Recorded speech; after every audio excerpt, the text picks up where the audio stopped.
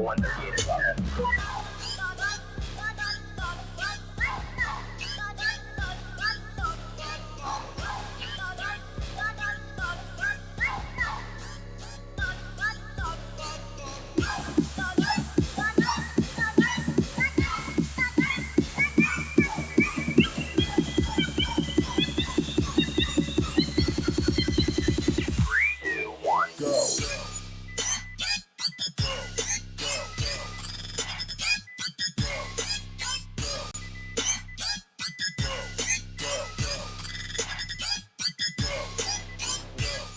Broadcasting across Australia on Dare Media Group radio stations, this is the Sportcat Show, uncovering secret chapters, strange encounters, and the occasional technical mishap.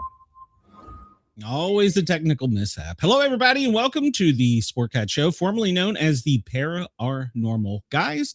We are live on Radio X in Australia and Dare Talk, actually Radio X Country and Dare Talk Radio in Australia. Good morning to you. Understand it's like noon, 11, 12 over there. So good morning to you.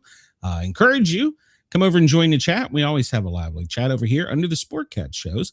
And there's Chris. He's one of my loyals in here. And Brenda's in here. Let me bring out my co-host. Hello there. And there's my beautiful co-host. So how are you, Jen? I am doing well. Good. Well, we have a couple great authors tonight. The first one, he hails from the part of the world I'm in, from, if that made any sense, East Tennessee. So let's bring Joe out here. He has got a colorful past to talk about. Hey, Joe, how are you?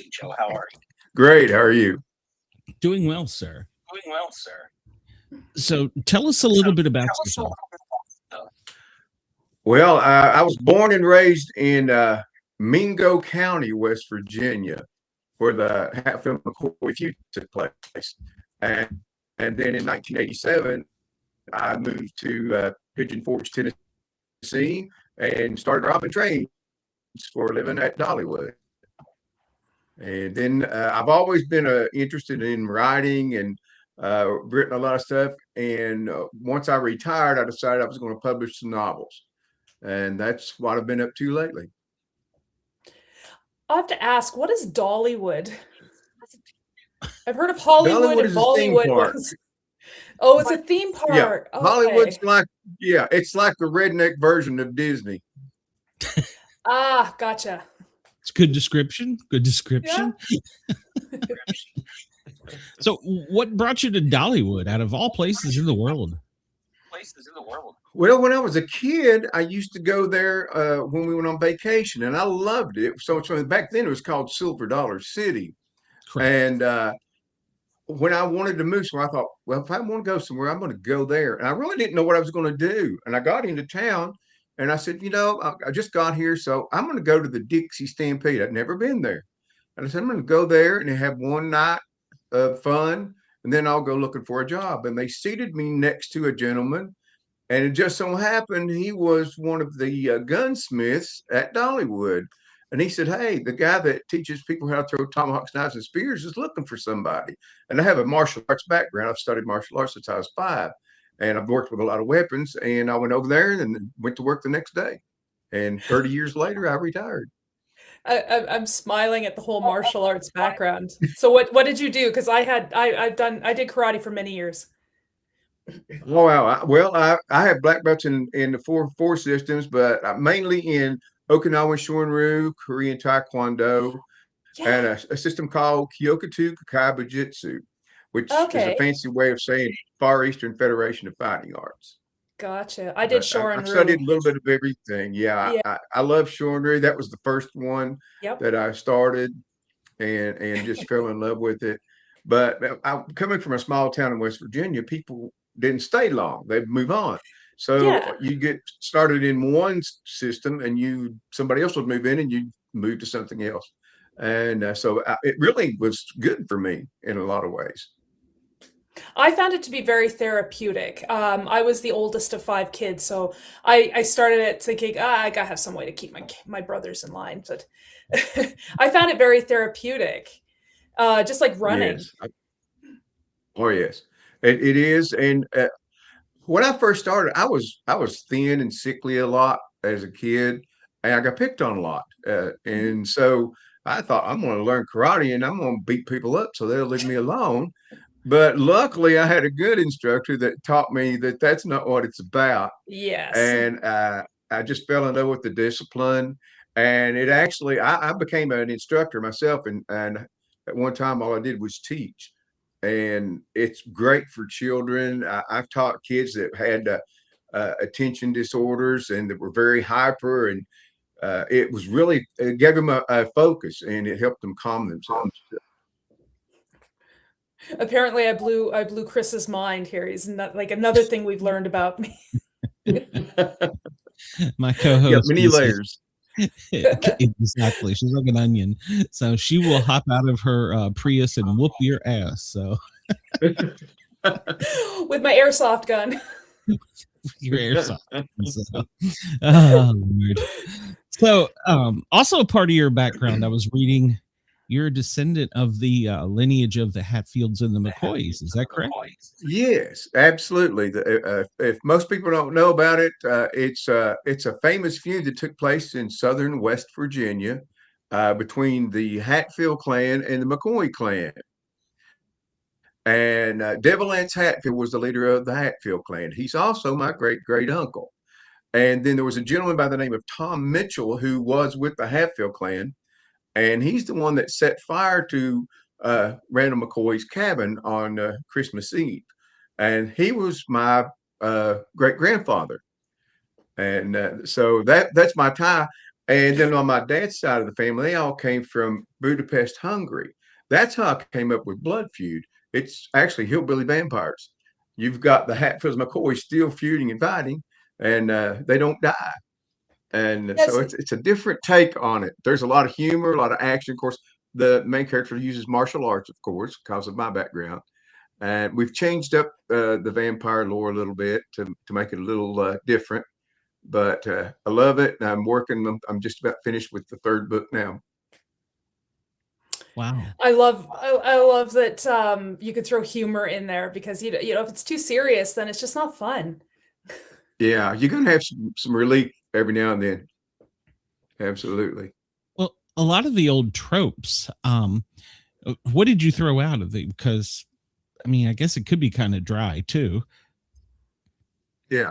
Well, I'm just basically when I write, I don't plot. I'm a pantser, and I get a basic idea, and I start writing, and it's like a movie that plays in my head. I don't know where the end's going to be, Okay. and I'm having just as much fun writing it as hopefully the readers are reading it, and it goes till I finish my story in my head, and Do sometimes you that can be ever scary. do you ever just let it just write itself and just like following it along for the ride? I always say that Oh sometimes yes, I'll either go one of two places where I'll go to like, wow, that's amazing, that came out of my head, or I'm, you know, what is wrong yeah, with me? yeah. And then I you had no idea rewind that was and then in me. yeah, exactly. It's like, where did that come from? Like the darker side that I Yes. didn't know about. I should be writing horror. Yeah, everybody always talks. They said you're such a gentle person, but you do like all this martial arts and you write all this gory stuff. And but now my books are clean. There's violence and gore, but that's it. There's no language or sexual situations, but there is romance. But they are clean. My mother would have killed me if I did anything other than that, and so that's I respect that. So how do you make it? How do you translate it to modern day Hatfield and McCoy and vampire families? Is it the same principle? Two dueling families? Well, yeah, but they're working together with the master vampire to go after one person, and that's the main character. The premise of the story is his father was a very wealthy, well-to-do man, and always wanted to get the next deal done. And this takes place in 1965, and so he's gone on a business trip, and he's overseas and he gets a telegram that says that his mother has unexpectedly passed away.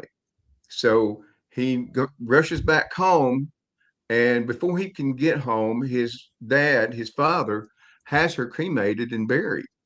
And it's very upsetting to him because he didn't get any closure, and he really didn't know a lot about her past. So he got to looking around. He thought maybe she left a diary that might give me some answers.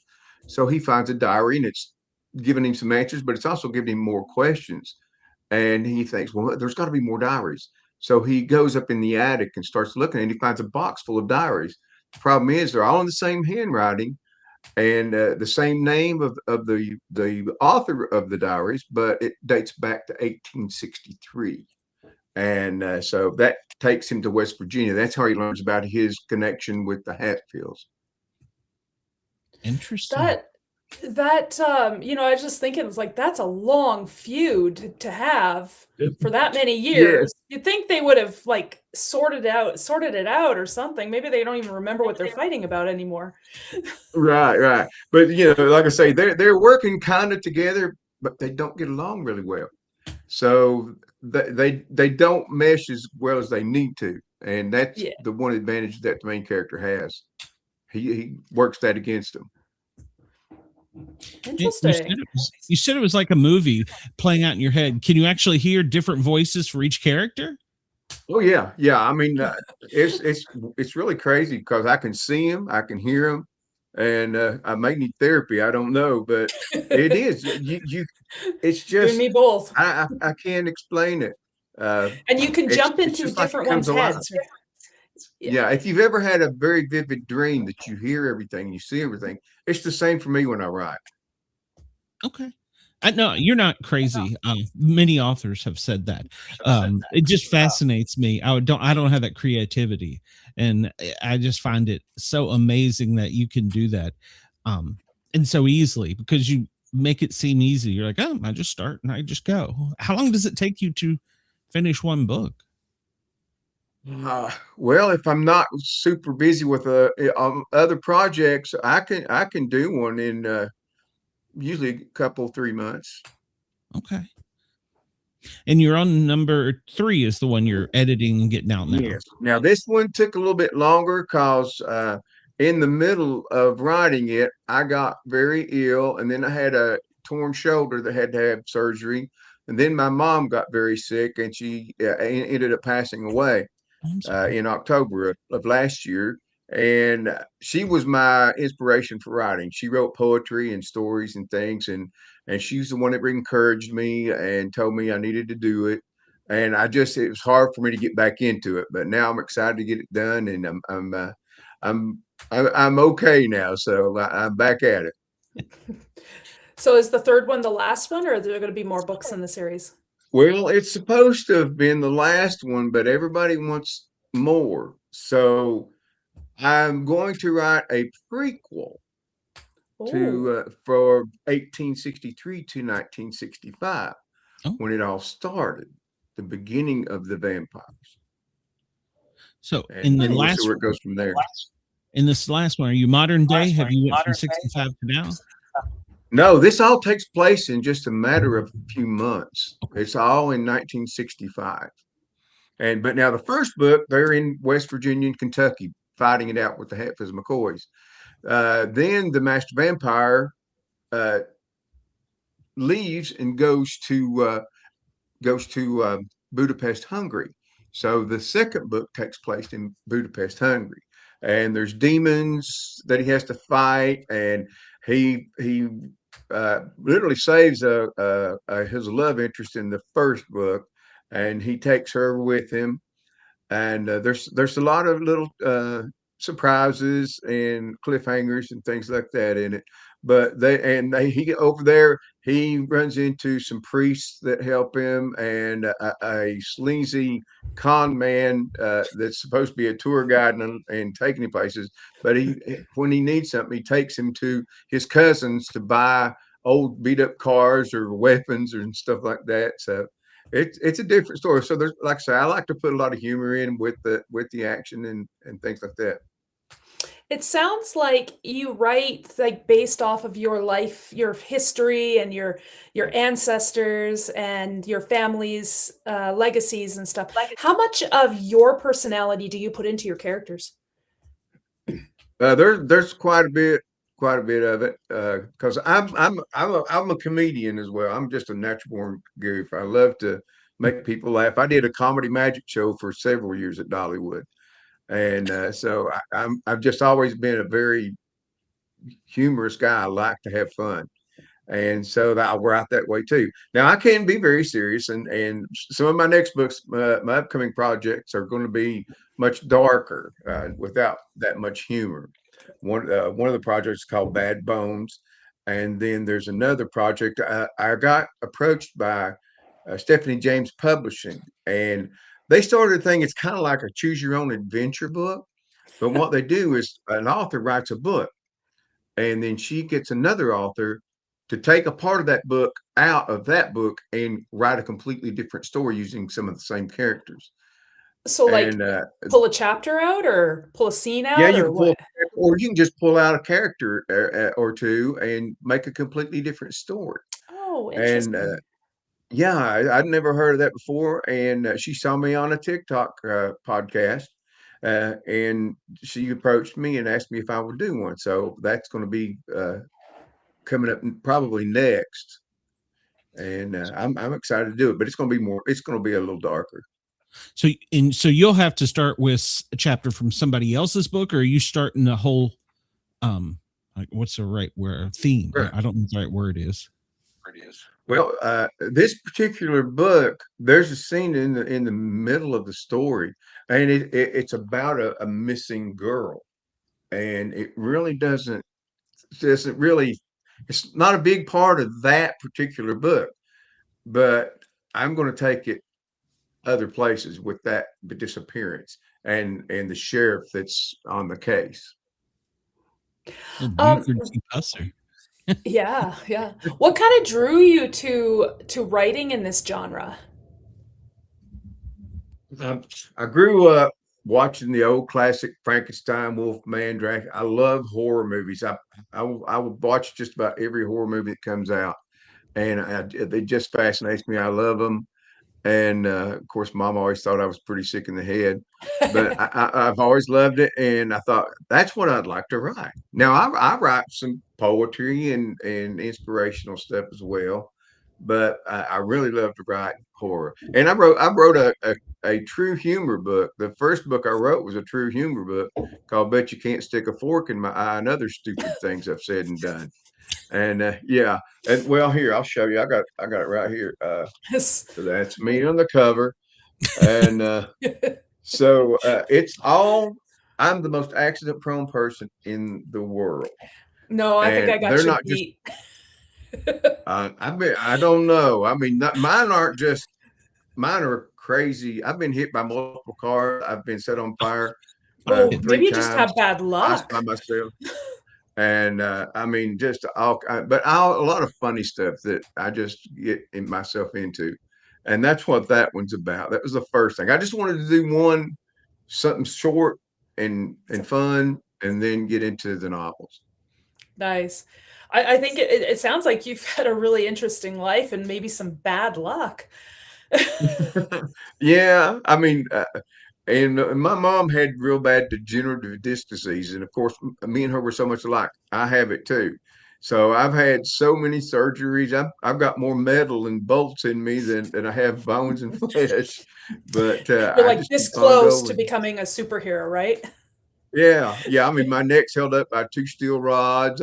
This is all put together with nuts and bolts, but I could sit there and feel sorry for myself, and yeah, it hurts sometimes, but I enjoy life too much to let that get me down. I love that I'm attitude. I love, like, I always say, and you guys have heard me say it before, is like you can either laugh or you can cry, and laughing makes fewer wrinkles, so it doesn't look quite as ugly. So, Well, I can't help the ugly, but maybe I don't have quite as many wrinkles as I normally would. So you sound like you've met many paramedics too with this. Oh yeah. Oh yeah. This just happened recently, and my blood pressure went out of control, but not to the high level. It bottomed out. Okay. And they called an ambulance, brought it to the house. Now I have a steep driveway. the ambulance pulled in. They loaded me in the ambulance. They started up the hill and blew the transmission out of the ambulance. So I was laying in the back of a broken down ambulance for 45 minutes so they could get another one there. And then they had to push me up the hill because they didn't want him to tear his truck up. I told them, I said, y'all are going to need paramedics by pushing me up this hill. But are you sure it's metal that they put into your back? I'm not sure of anything. Well, I've worked in rural EMS. I worked in Granger County, so I understand. Oh yeah, I'm very familiar with Granger County. Yep. So, and I part-timed in Jefferson, so yeah, I understand how rural EMS is. Yeah, so but sometimes you got to do what you got to do. So, yes, sir. It's just part of being human. So things happen. Oh yeah. I mean, if you stress about all the things you can't control, you'll be stressing your whole life away. Oh yeah, I used to get angry at the drop of a hat, and then when I got really serious in martial arts and everything, it taught me how it's not worth it. It's just remain calm, and anger doesn't change anything except it's bad for you. Mm-hmm. So it gives you I indigestion. just don't do that. Yeah. Blood pressure up instead of down. Chris says that's what he did. Multiple cars is getting myself into funny stuff. Has wonderful optimism. This world needs more of. That's true. So there's some stories in there most people wouldn't believe, but they were all absolutely true. It's great. And I have this sneaking suspicion while you were at 45 minutes in the ambulance, you were making them laugh, and they were probably very stressed out. Yeah. I mean, I was this close to just going out. My heart rate was like 43, and my blood pressure was like 50 or like 60 over, I think 45 or something like that. But I just said, well, if I'm going to go make people laugh. So. They said, I've never seen anybody like you. You're just awful calm. You're pretty sick. I said, well, I'm stuck. Might as well have fun. Not much you can do about it. No. If I'm going, I'm going. There's a lot of, exactly. There's a lot of stories that are done about vampires and werewolves and all these other monsters and stuff. Mm-hmm. What do you think it is about monsters and that kind of intrigues us and keeps, pulling us in? Well, it's like there's a lot of cryptids out there, and all myths and legends are based on some kind of factual information. Mm-hmm. And I think we have this fascination with the unknown, and especially when it's the scary part of unknown, and people they get drawn to it. Now, everybody don't, but a good many people do, and I just always loved it. I love the paranormal. I've had some pretty good experiences with some things, and it's crazy. It's like I'm a magnet for that kind of stuff. I bet you do have some stories. Did you say you researched it, but do you believe in vampires? I mean, they go back way back to... Yeah, they go way back, and not just in places like Romania and Hungary and places like that, but even in Scotland and Ireland, way back in the early 1500s. As a matter of fact, it was over, I think, in Scotland, one of the very first accounts of a vampire was recorded there. It was recorded at the earliest that they've been able to find so far. But there's always some kind of truth to some of it, and some of the things that they did back then, once they buried those people, was gruesome. I mean, mm-hmm. It was unbelievable. But it's a fascinating thing. I like to research stuff like that, UFOs, Bigfoot. I love all that stuff. I always think, we always, part of us likes to be scared. It's like the kids that turn the lights off and then scream and they turn it back on. They can control that, but I think we all just kind of like being scared. I mean, that's why horror exists. Yeah, I think you're right. Absolutely. It's a little fear of the unknown that you just never know. And is sometimes in the South, even further south, you will find graves with like cages over them, and that goes back to they thought they were going to Yes. come up. And Yes, they would plant hawthorn and stuff over the graves because that was supposed to keep them in the ground. They would put sickles across their neck and stick it in the ground so they couldn't rise. And sometimes they would behead them and put their head between their legs so they couldn't figure out where to go, or they would bury them upside down so they would go down instead of up. Yeah, I've Just all seen. kinds of Yeah, I've heard where they put like boulders on their feet. Yeah, absolutely. It's crazy. But fear makes people do some irrational things, but we like being scared, but sometimes it makes us kind of irrational. And It especially does. when we're more accustomed because we've been exposed to more things like that these days. But if you can imagine back in, even the 1800s to 1700s, that was all very new to them and very, very creepy.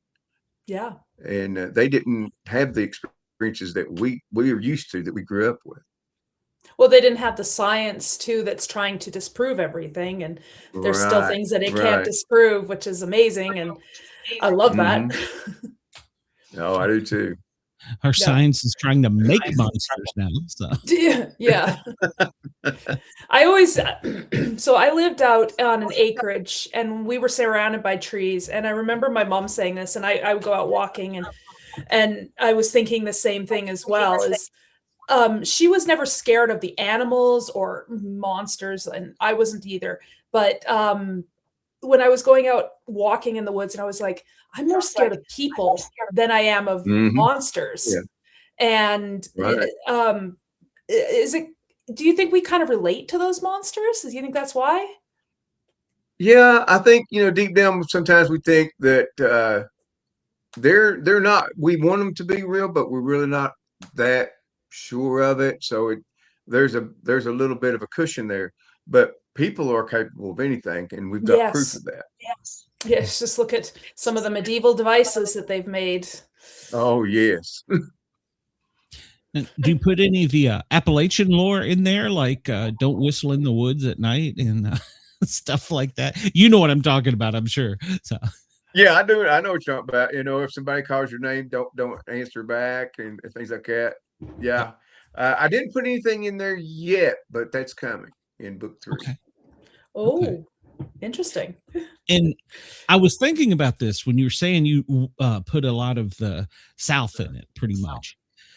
I know this is going to sound like a really stupid question, but football is big in the South. You live in Tennessee, you know that. Did you put any high school football or anything like that in there? Not in the Blood Feud books, no, but there's about the only thing that's in those books is the main character talks about martial arts a lot, and how he loved his training, and he still trains, especially when he's getting ready to do battle with the vampires and stuff. I was going to ask, your vampires, I'm assuming, do they sparkle? No, they do not sparkle. Okay. No, hillbillies don't sparkle. And it's different. They can come out during the daytime. That's not a problem, but they're very weak. They can't do the damage that they can at night. They get much stronger. And there's different ways. I researched different chemicals and ways that might possibly be able to kill a vampire. And one of the things I used is iron powder. Now, iron powder is also used in moisture absorbing packaging that they put in foods and stuff, and in oxygen absorbers. Okay. So he created some weapons that he could thrust into the vampires that would break, and it would release that powder, and it basically dried their blood out, so they instantly died. And these vampires, you can stab them and cut them, and unless they bleed out, they don't die. And if they can feed, they heal. And so, and it doesn't have to be a human. They can pick up a rat, a snake, anything they can get blood from, and it creates a healing mechanism and triggers that. But what about so sorry, go ahead. go ahead. I was gonna say, what about blood alternatives? Like, what if there's like vegetarian vampires? Sorry. Wow, I never thought about that. That's interesting. I might you might give me a new idea. I had never thought about that. Huh. Do they have, I guess, I want to write a book about that. Who says I haven't? since it goes for so long, is in your storyline, are there newer vampires that have been, I guess, born or created? Yes, yeah. I mean, you got the older ones from the feud, but you got a lot of new people, and you can't really tell because they can walk around in the daytime. So it's like, if you only see somebody at night and never any other time, you're like, well, why don't I ever see them during the day, especially when there's vampire activity? But these people, they can basically camouflage themselves by just walking around during the day and acting normal. Do they And the need next thing you know, sunscreen? no, Okay. no, the sun does not affect them as far as hurting their bodies or their skins. It just weakens them. Ah, okay. But it works the same way. Like at night, he had and I had to go to the period of the 60s, and there used to be these magic flash cubes that you'd stick on your camera. It had 4 flashes on it, and he carried one of those with him. So if he was fighting one in the dark, he would flash that camera, and it blinded them, and it bothered them. So it gave him a quick second to get in an attack and try to get the upper hand. So he Oh, tried to use some interesting. different ways to fight him and kill him and things like that. So why are they after him? Is it just he's different, or some secrets, or I don't want Well, to go into the, spoilers in your story, but no, I'm right, curious. no, the master vampire wants him dead, and they're doing his bidding. As a matter of fact, there's one character that befriends him because he and he was one of the old ones, and he was very upset that they did that to him, and he was a very reluctant follower.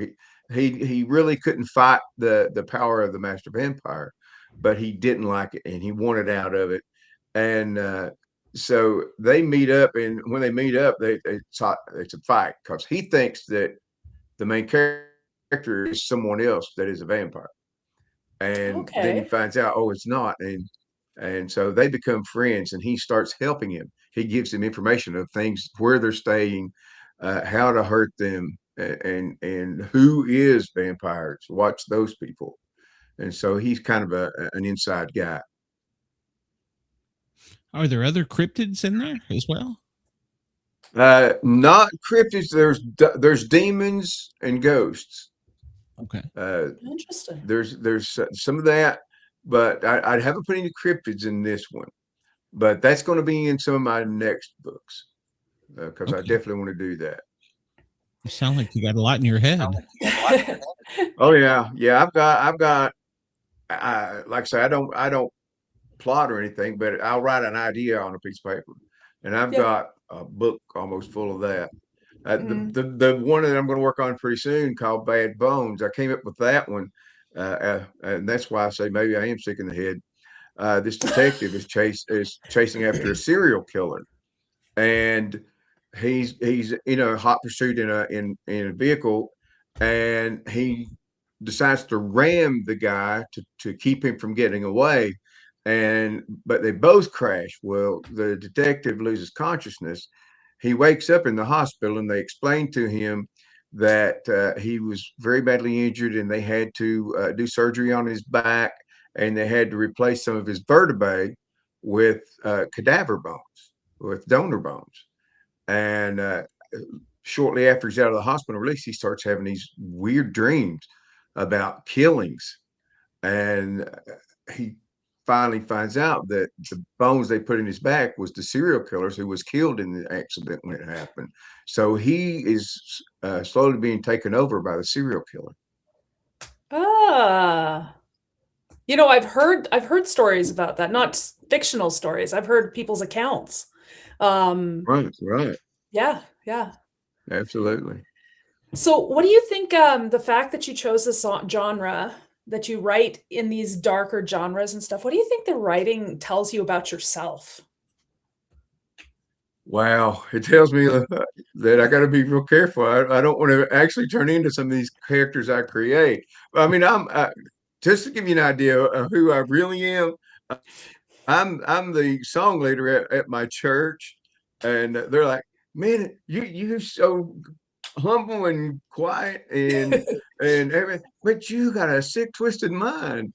But the funny thing is, a lot of my church members they're reading my books because they know there's nothing bad in it. And they're saying, "When's the next one coming out?" And I'm thinking, I thought, I hope they don't throw me out of the church, but no, they're so far so good. I know same thing is a lot of people that I know from, church groups or wherever, they're reading my books and they're like, "Wow, how did you imagine all that stuff? And you must have some Yes. crazy dreams." And I Oh think yeah, that the yeah. And I quiet, do that as well. I do that oh as yeah. well. I don't tend to get my plots for my dreams because they're kind of all over the place. Right, right. Yeah. And Um, I did have one dream that mhm. the whole dream was just like a movie, and I remembered Oh, every detail and wrote it right down. And I'm trying to decide what to do with that. It's more of an inspiration. It's horror, but yeah. it's good versus evil, God and Satan. So Nice. it's going to be totally different. I mean, and it just came out of a dream. I think Okay. some of the quieter people, we're quiet and we're reserved because nobody would think that I write what I write until I tell them I write what I write. Right. Uh-huh. That we are so conservative in our daily lives that, we need to let it out somewhere. And I can't remember who it was. I Right. think, don't quote me on this, but I know there was somebody out there. I can't remember. Maybe it was Stephen King that said that Mhm. they write so that they don't do. Yeah, that's a real good explanation for it. I used to have a really bad temper, and I would, if you looked at me wrong, I'd ready to fight. But big part of me stopping that was the martial arts. But you can get rid of frustrations through writing, and you can Mhm. kill your enemies off in the books. So there's character, and people have asked me, "I want to be in your book." So if you are from Make One, where I lived in West Virginia, you would know who these people are just by the characters they play, and their names are different. But people ask, my aunt is in there. She's actually the main character, or the main character's love interest, because her name is Callie, and so my female lead's name is Callie, and Aw, that's so sweet. because she asked me, she was the first one to ask me to put her in there, and so I made So her the female lead. I know I always tell people, and maybe you can kind of, maybe you agree with this, but when I started writing, it was a need for an outlet, then it became a hobby, a passion, obsession at times, and now I write because it's cheaper than therapy. Yes, absolutely. Absolutely.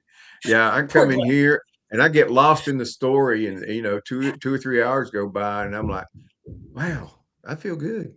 I Yeah, came in yeah, here with all this craziness in my head, and yeah. then when I'm done, it's like a calm and peaceful, and I can go to bed now. Not not me. I'm still looking for the next chapter. Still got the next chapter Right. rattling around. I just made room for it. Yeah, absolutely. Yeah. How did you know to break it into multiple parts? You mean it's 3 separate books? Yes, yes. Well, I did that because my original plan wasn't to write 3 books. It was just to write one, but it kept going, and I didn't want it to be like, War and Peace, that huge volume. But now people ask me if I was going to combine all 3 books once they're completed and make a hardback edition of the whole thing. So that may happen. But I decided to break it down to being in West Virginia. Book 2 takes you to Budapest, Hungary, and then book 3 takes you back to finish it off back in West Virginia. So what does the future look like? Like, what other books are you planning it to, beyond this and beyond the prequel? Are you planning other books as well?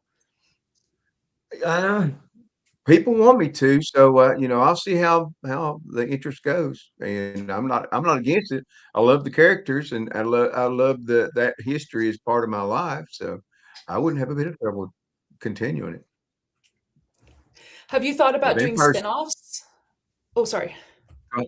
I'm sorry. What? I wonder if you thought about doing spin-offs like like taking certain characters from your books and then just sort of exploring either their history or doing a spin-off series from them.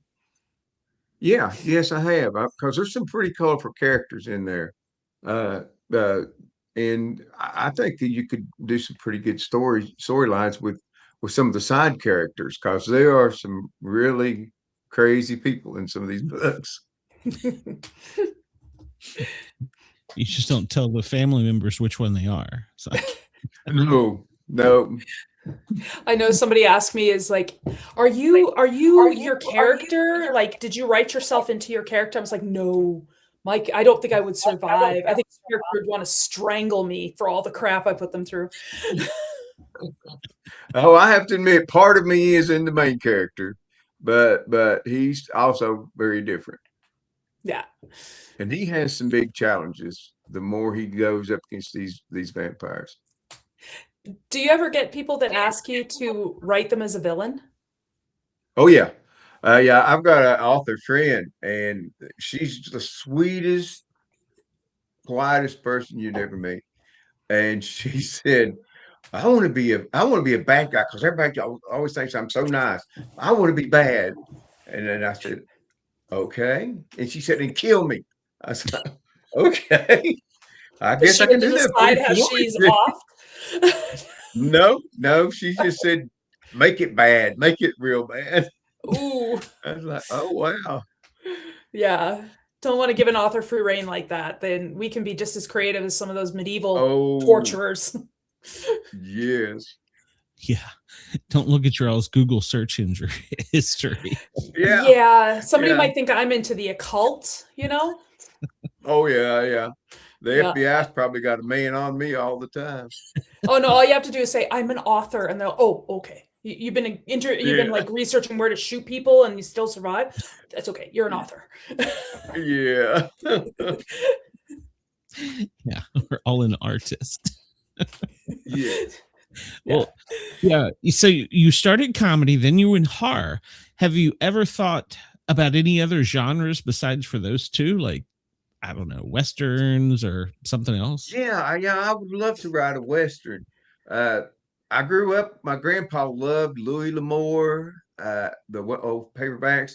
So I'd read them as well. And I love Westerns. I love to watch Western movies. And I would love to do a Western. And I probably will at some point. But right now, I've got to finish these. Everybody's got these ideas that they want me to create for them for books. And so we're going to go with some of those for a while. And I'll throw one in different every so often. And I can do some shorter books, and I can do that in a month, and sometimes less, depending on how many words it is. The one that's I already telling you about, the choose your own adventure style, those are usually pretty short books. They're only usually about 40,000 words. I'm cursed. I can't write anything less than 110,000 words. Well, I understand. I thought, oh, I'll never be able to write a very long book, and I said, oh, I gotta stop. I gotta send them somewhere else so I can start another book. And then the second book is about 150 pages longer than the first one was. Yep. And so I don't know how book 3 is going to go. Might make a great doorstop. Do you like count the number of words in your chapters and try to minimize them, or are you looking at word count, or are you just like, I'm just going to write it till the story's done? Yeah, well, I'm going to write it till the story's done, but I always want to keep up with the word count because that gives me an indication of, okay, you get to a point where you're going to have to start wrapping things up, and it doesn't really affect. I was afraid that it would cause me to rush things, but it really didn't. It just taught me how to be more creative with how I got to where I wanted to go, and so it's really great. I enjoy it, and I love the other authors. Everybody's so supportive. I recently attended the Knoxville Book Festival in Knoxville, Tennessee, May 2nd and 3rd. And it was awesome. There were so many people there, and the readers were fantastic. Had great sales day, and Sherilyn Kenyon. I don't know if you recognize that author's name. She writes a lot of fantasy and vampire book. I've got some of her vampire stories, and I got to sit down and talk with her, and she autographed a book for me. And also James Dashner, who wrote the Maze Runner series that became movies. Both of them are so very personable and very nice to talk with. I always think about it like, even though we write in the same genre, because I write in fantasy as well, it's not a competition. We write differently. Even if we are both writing the same kind of stories about the same kind of monsters, we're still doing it differently. We're focusing on maybe you're doing more world building, I'm doing more character development or something like that. It's just, and our stories have different elements and emotions. Yeah. The saying is, a rising tide floats all ships. Encourage and help people, share their material, review their books, read their stories, and promote not just yourself, but everyone else. It will come back to you every time. Was that the first book signing or book event you'd been to? Was the one in Knoxville? That's the first big con I've been to. I've been to several book signings at bookstores or bookshops, and the one of the ones I did, one of the very first ones I did, I went to a book signing, and the lady said, and she was an author as well. She owned a bookstore, and she wanted me to come. She said, it's vampire themed, so dress up like, or not vampire, but Halloween themed. So dress up like something. So I thought, well, I'll do a vampire. And I did, and everybody went crazy over it. So the next 3 book signings I did, I had to go as that character. And here's a good, quick, crazy story for you. When I went to the one in Knoxville, they all said, oh, do the vampire at least the first day. I said, okay. Well, I didn't want to do all the makeup and everything because they're going to be there for 9 hours plus. And so I took my teeth. Well, they're like dentures. So I grabbed Fix-A-Dent Super Hold and ran into the bathroom up there right before people started coming in, shoved them in there, held them in place, and okay, they're good. And when I tried to talk to people, I was having all kinds of trouble talking with them. And I thought, well, I'd had some dental work since I had used these last. Maybe that's why. Then I realized I had Fix-A-Dented my gums and lips together. So I couldn't move my upper lip. It was stuck so I had to rip my lip off to be able to talk to people. And that's just one of a billion things that I've done to myself. I can highly recommend that. Fix-A-Dent will hold forever. Chris says the channel stream is locking up and he had to hop over to Brenda's. Might want to just try refreshing. I hit the wrong button. I've heard that today from some people on other channels. So I don't know. Maybe somebody's complaining on me too. Who the hell knows?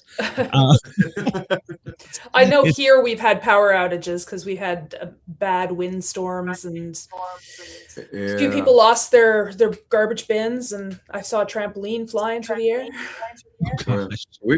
We got pretty storms moving in here. Yeah. Yeah.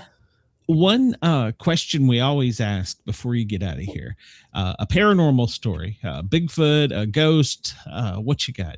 You said you had some. Well, I have experience with living in a haunted house and in the middle of Pigeon Forge, and that's a pretty cool story. And I've also seen a UFO. So which one would you like to hear? Ooh, I want the haunted house one. Yeah, I agree. Haunted house. All right. So when I took over doing the magic shows, that was a lease shop at Dollywood, and part of the contract was I got free housing. So I said, yeah, I'll do it. And the house they gave me was this rundown old house sitting on the corner of a little 2-lane road, but it was right behind the main city of Pigeon Forge. And when we got in there, I mean, it was an old house where the doors would stick and creak when you open them and everything. And when we got in there and moved in, it just felt different. It just felt weird. And as we were putting our stuff up and looking around, I moved one of the doors that was open, and there were pentagrams carved into the walls. Ooh. And then they had what I thought was a pump house outside, and I opened that up, and it was full of satanic stuff. It was a little shack thing.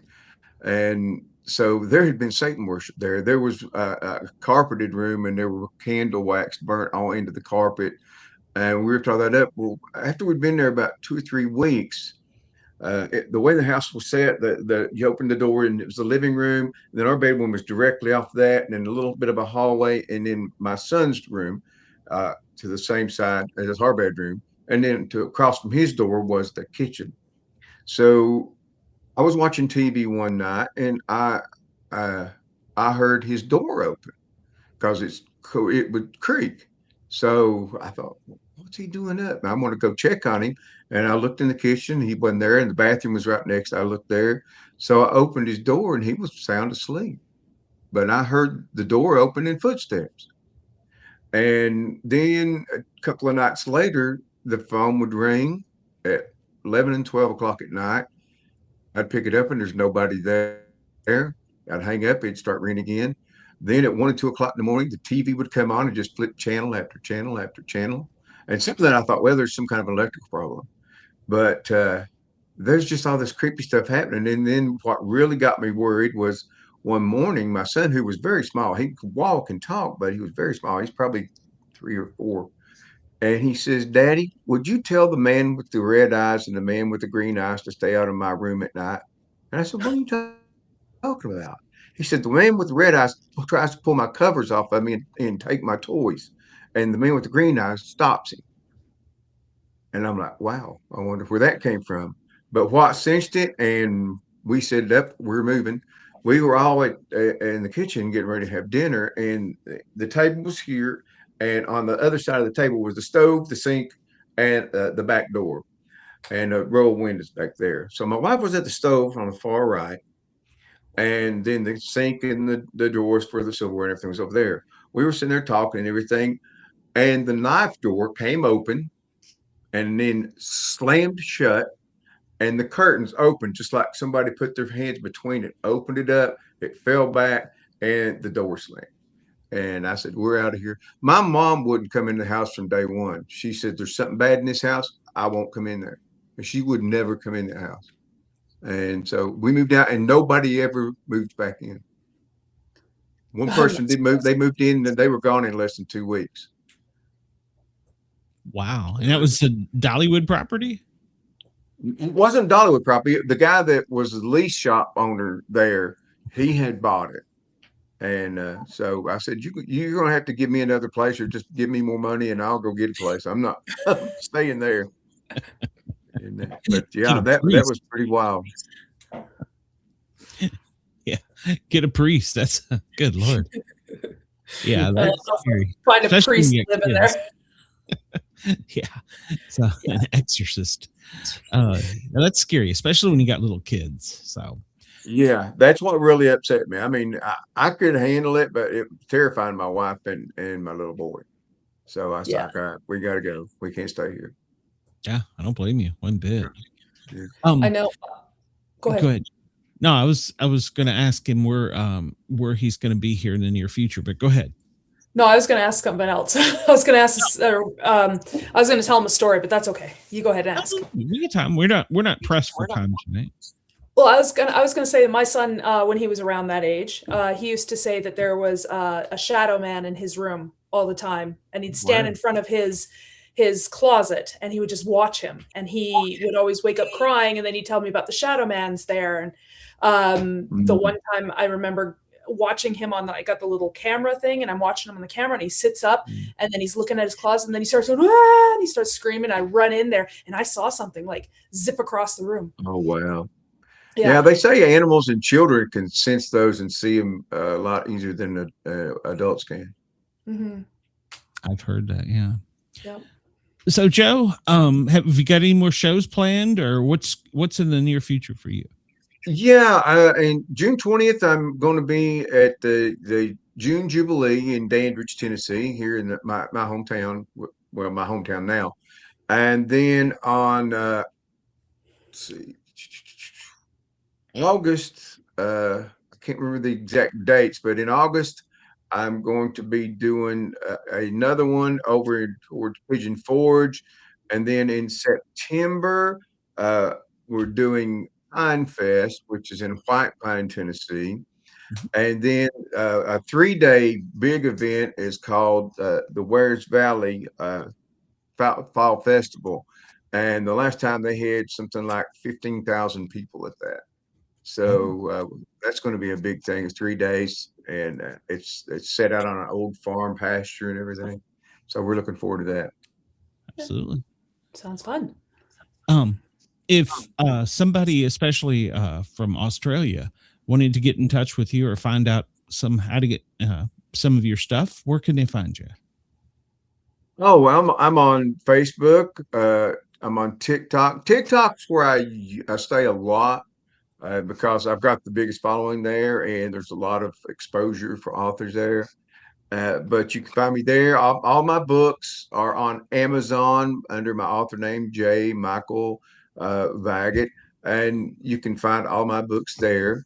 Or if you'd like, now I don't know, because I had my website down, trying to get it straightened out. There were some issues with it, and I don't know if it's back up and running, but you can check to see at jmichaelvagott.author.com. And if they got it fixed, it'll be up and running. You can get my books there. Or if not, you can email me on my personal email, joemv1958@gmail.com. And I will be happy to sign the books and send them to you wherever you might be. Awesome. I will put all of this in the show notes in case anybody doesn't have pen and paper. It'll be there. Probably not tonight, but I'll get it in there by the weekend so that they can get in touch with you. When you finish your next book, you've got to come back. Oh, I'd love to. It's been awesome. I can't believe it's been an hour already. We've had a blast. I know it goes fast, eh? That's what Jen and I say every week. We're like, gosh, was that really just an hour? Yeah, it does. It goes great. by so quick. And I hate to press anyone, because I mean, I'm asking you to give your time for free. I hate to press anybody past an hour, so I always feel guilty. But I love having guests on here, especially ones that got such great stories. So yeah, we're gonna have. I got lots more.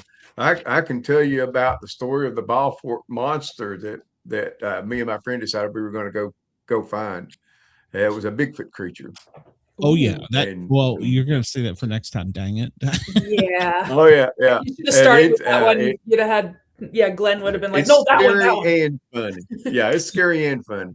Oh yeah, well, East Tennessee. Yes, there's some things in the woods out there. So I'm gonna have to go traveling, I think. Yeah, the vegetarian vampire. Oh yeah.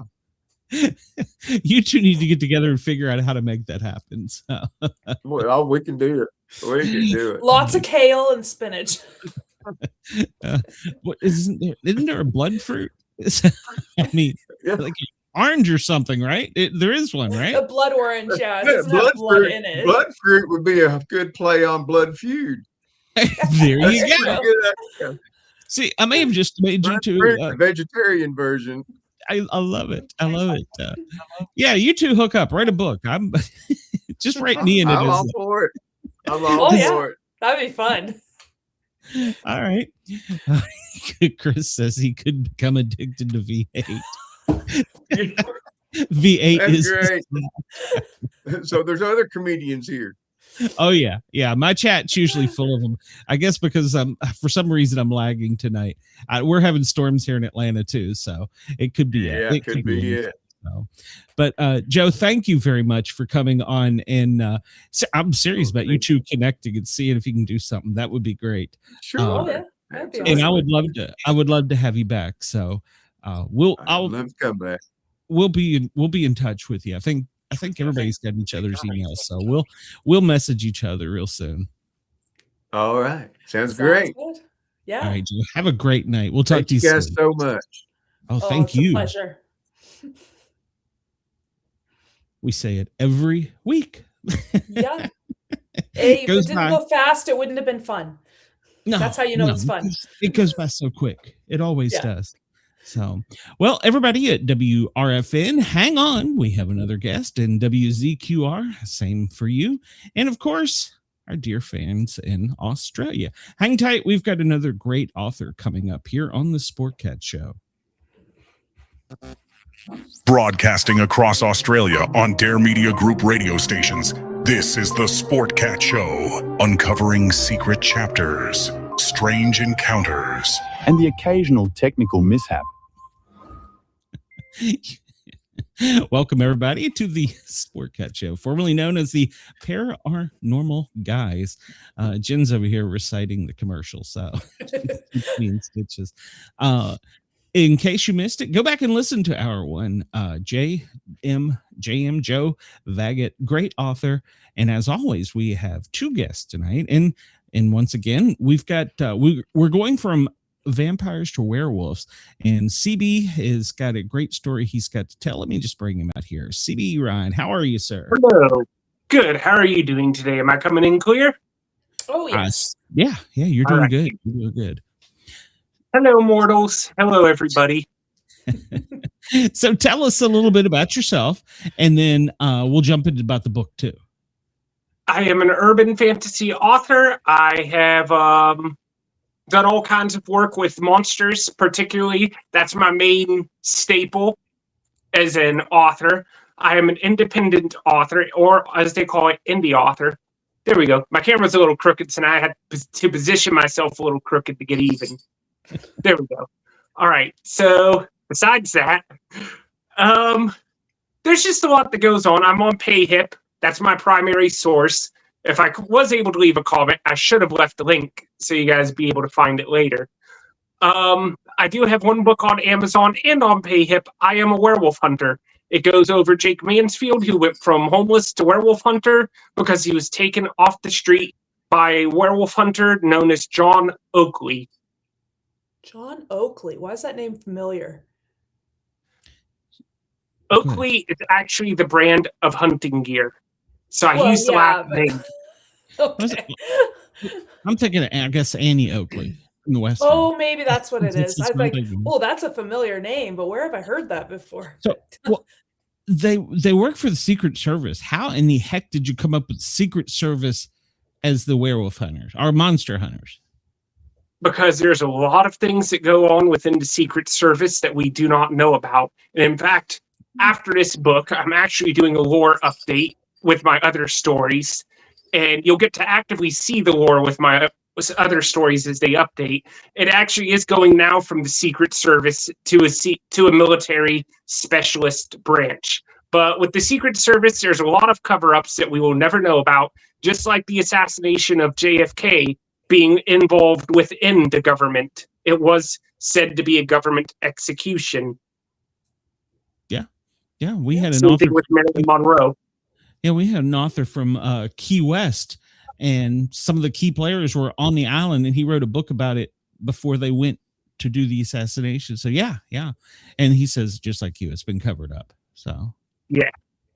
Well, they actually declassified some files, and at least from what I heard from a friend, and from what I understood, the driver was actually the one that killed JFK.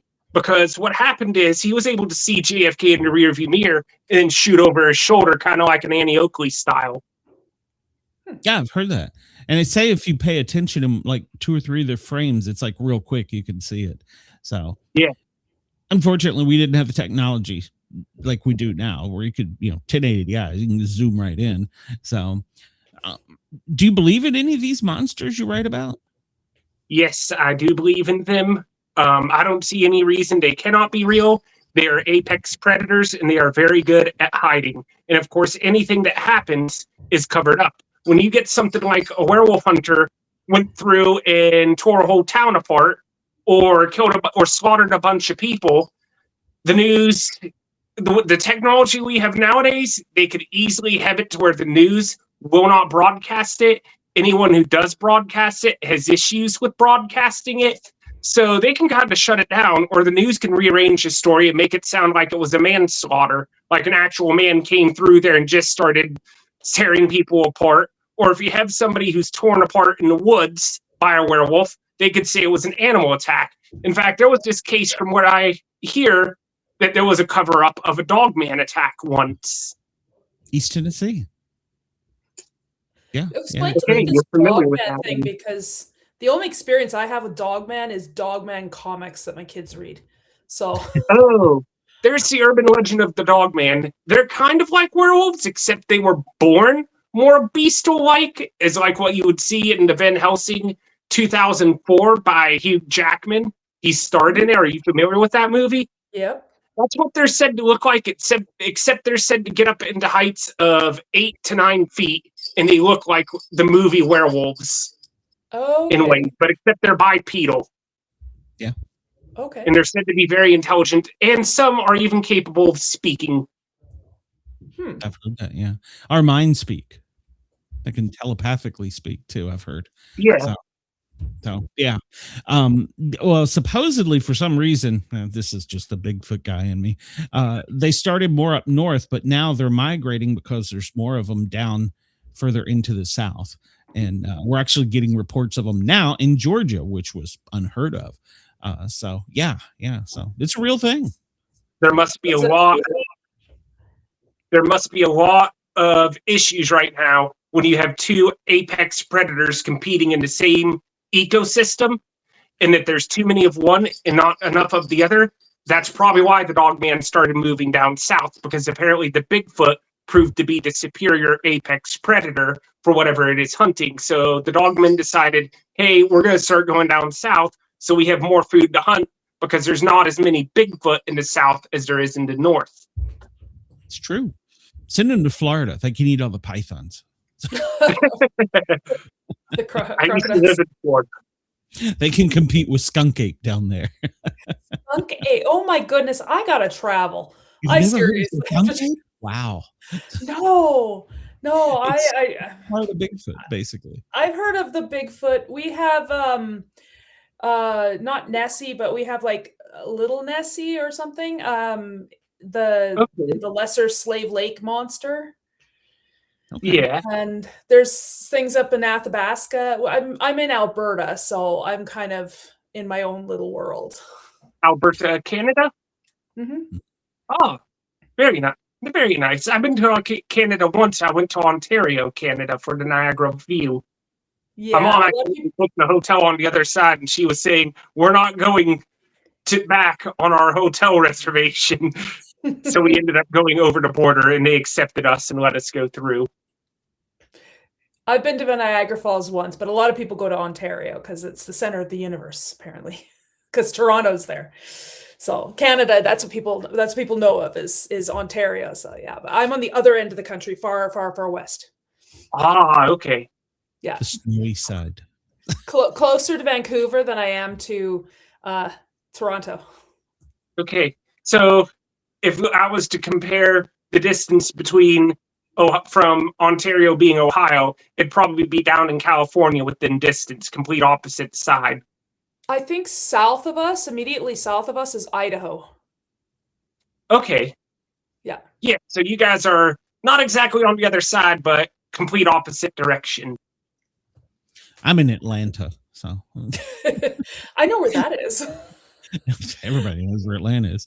Well, it's funny. You have these cryptids, and it's almost like every little community has some. Some are bigger, like Mothman in Ohio, and then there's the big Bigfoot in the Sierras. And it's like some are more known, but even in the small neighborhoods, but the smaller areas, there's the folklore. Mm-hmm.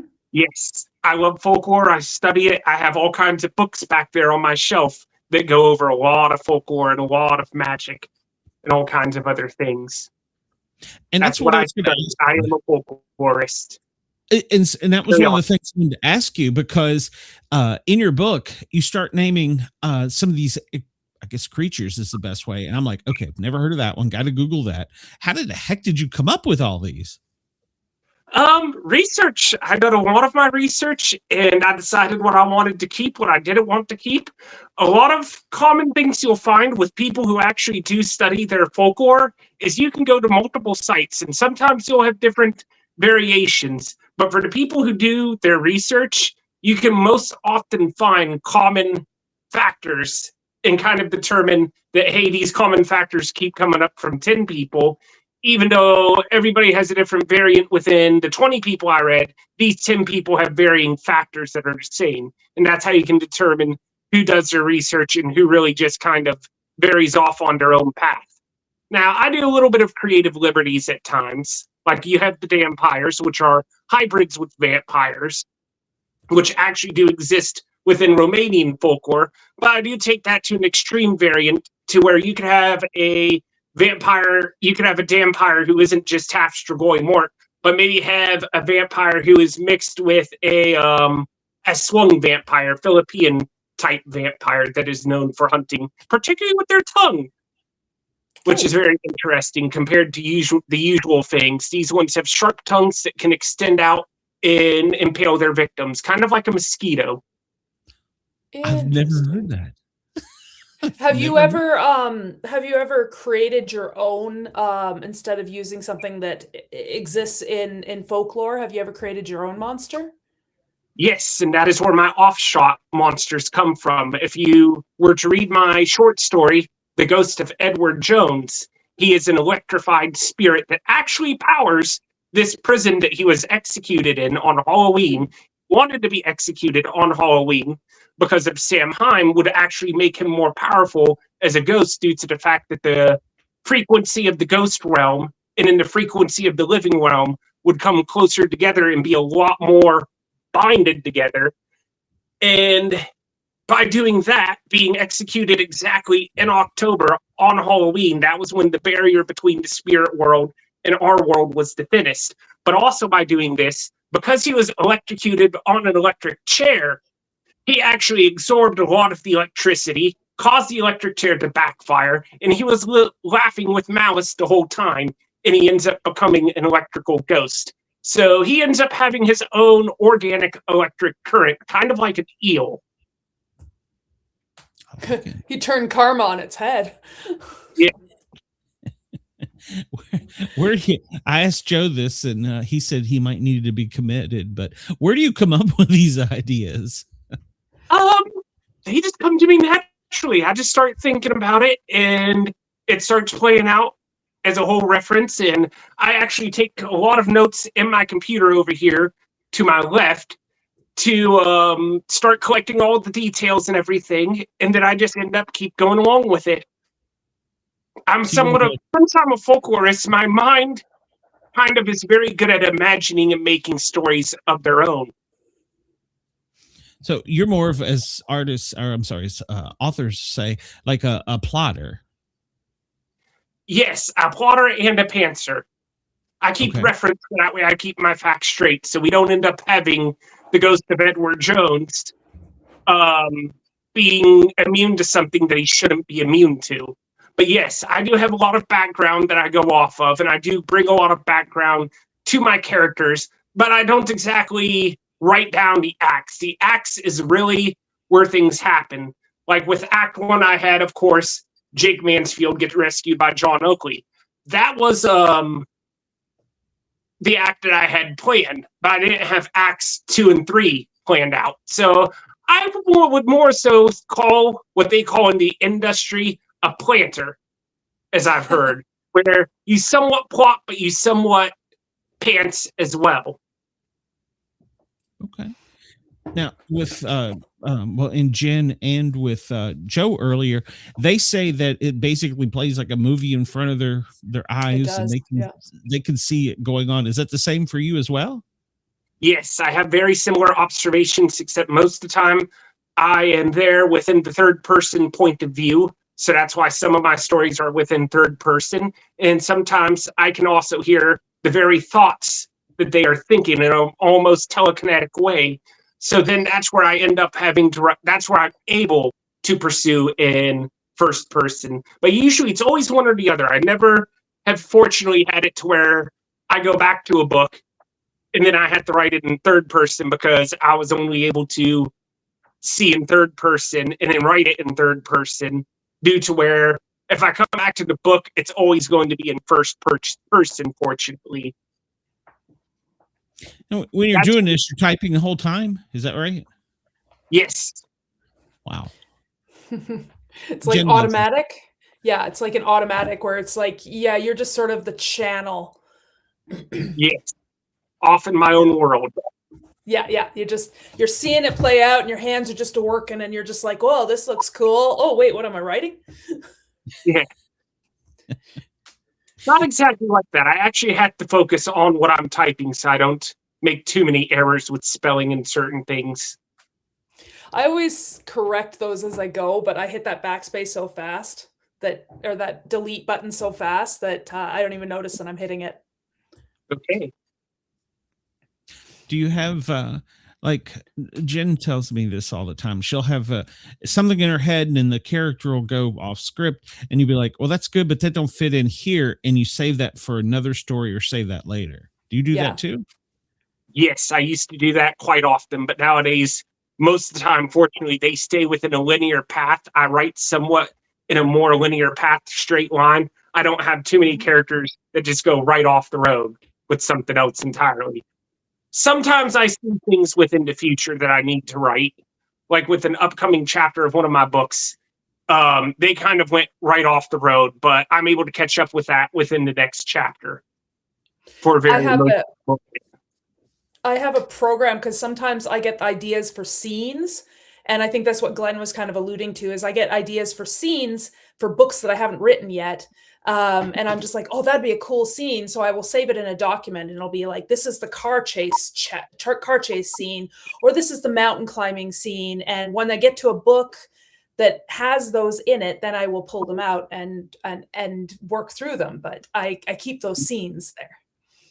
Yes. I had that happen often. And sometimes the crazier thing is sometimes I'm like in the middle of one book and then I get another idea way over here left field for another book, but for whatever reason, book number 2 is wanting me to write it right now, and it won't let me go back to book 1 until book 2, until I get a start on book 2. Yeah. So now I find books I'm writing at once to get them all together. Yeah, exactly. Well, I find that when you're in a specific mood, that influences what you want to write. And I always find that, like, if I want to write a really scary chapter, I have to sit down in a dark room with the lights off. Or if I want to write a really sad a chapter or scene, I have to watch like sad shows on TV and get myself in that emotional mood, because I can't write a sad chapter if I'm like, yay, that kind of I understand that.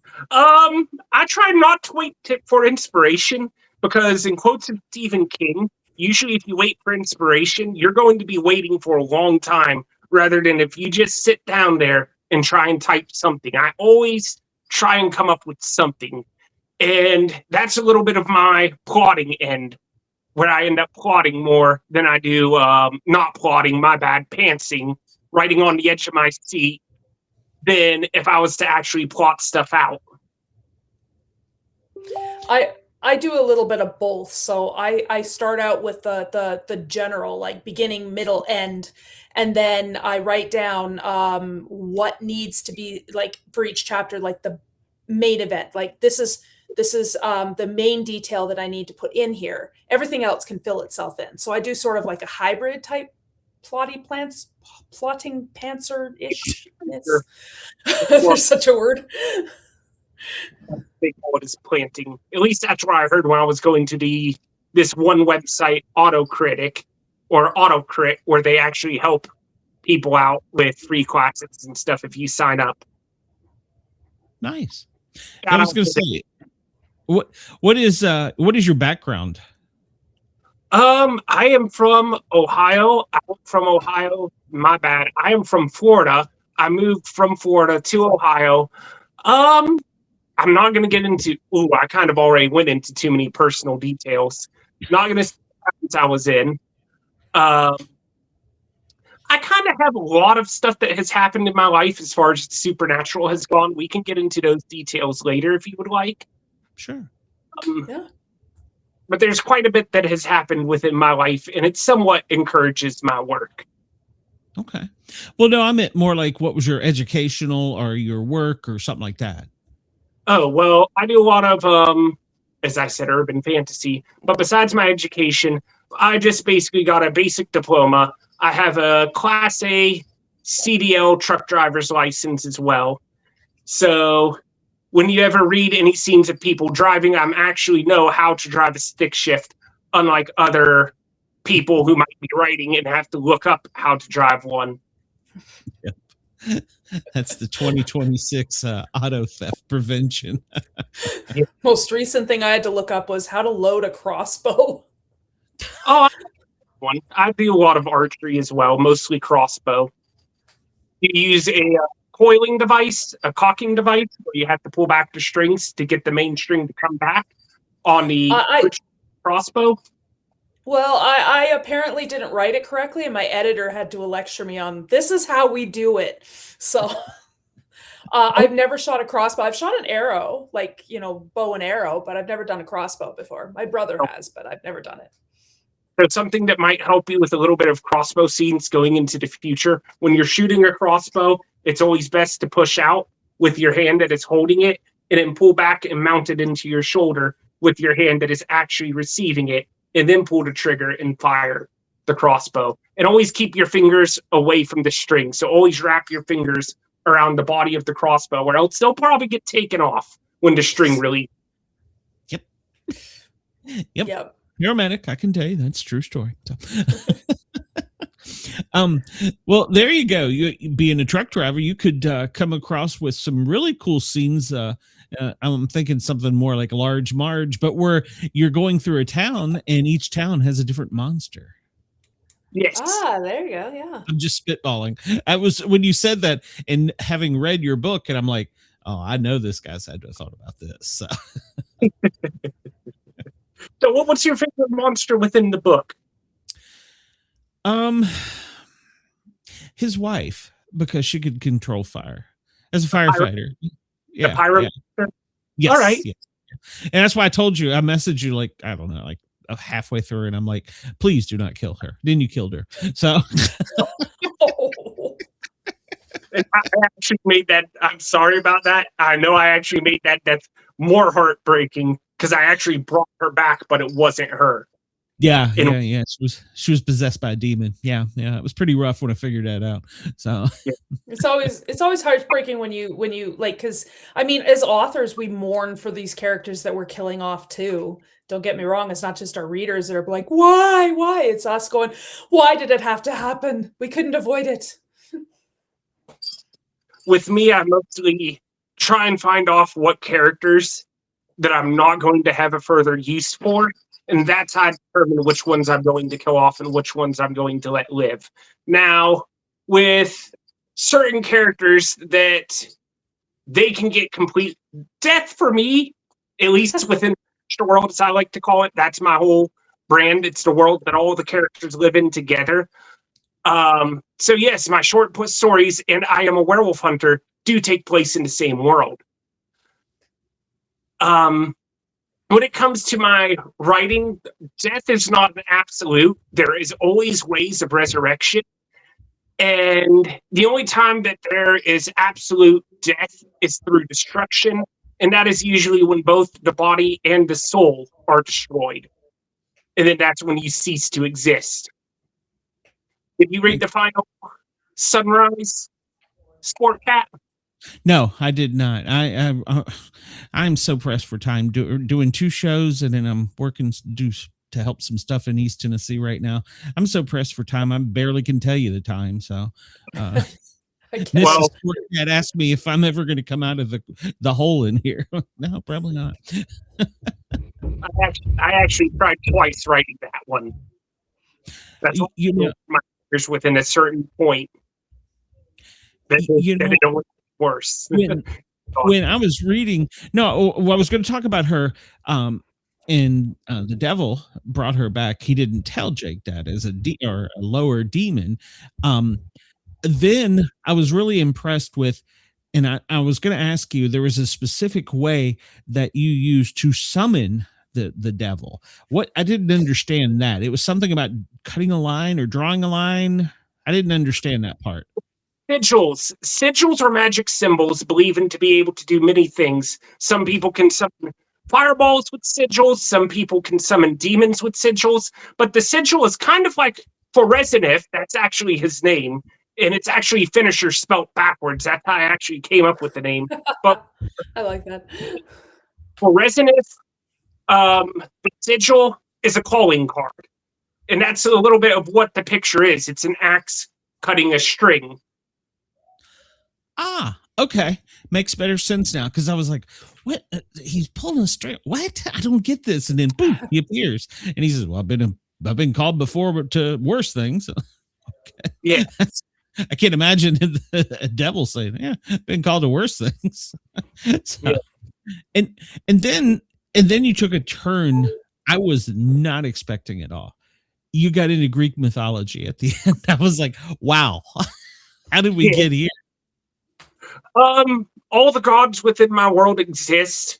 They all had their hand in creating the world. Fun fact, if you ever get into a lot of deep lore, and then you look at our Earth, all right? If you look at the continents and you try and frame them in a different way, you could actually make them look like a skull.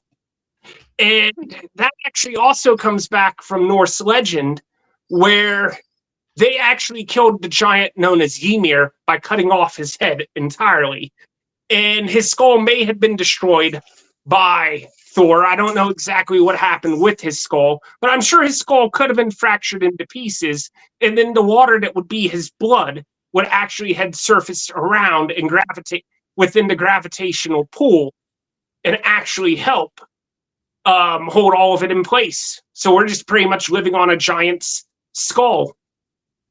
I wonder if that's where the whole giant turtle kind of fits along with that, where it's a beast or a part of a beast or something, because that seems to be a repeating mythology. Okay. Also, our atmosphere, the Hebrew people, the people who wrote the Bible, were very aware of it. And if you ever get a chance to look into older scripts, especially mostly into St. Joseph, because you won't see it into King James or the new translations. But if you look within the King James, not my bad, let me get a hold of myself here. If you ever look into St. Joseph's edition, and they have a lot of the reference pictures and materials, if you ever look at their drawing for the floodgates, you'll actually see that the floodgates kind of look like where our atmosphere is. I could actually, right now, if you want me to, I can go grab my Bible and show you what I'm talking about in the picture.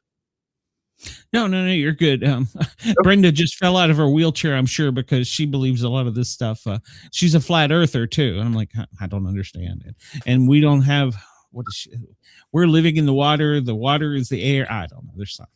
So you'd have to talk to her. She knows about all that. So she's that person. I'll set something up on the Daily Gazette if she really wants to speak to me about it. Oh yeah, well, I'm sure we'll talk about the show tomorrow. So we always do. So yeah, I make fun of her about a lot of it, but then I end up going, "Damn it, some of this is real." I believe a lot of things are real. In fact, even some of the deities, if you go back to Mayan cultures, they have the deadly god of bats, Kamazots. Darn it, cat! Got dizzy there for a second. Wait a minute. One of the demons got him.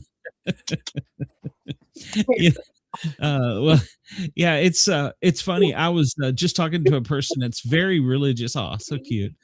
And I made the comment. I was like, well, it's not that I don't believe in a higher power, but even any of the editions I've read, there's always one word that intrigues me when they talk about God. And when he's talking about himself, he uses it plural, gods. And that's always kind of been in the back of my head.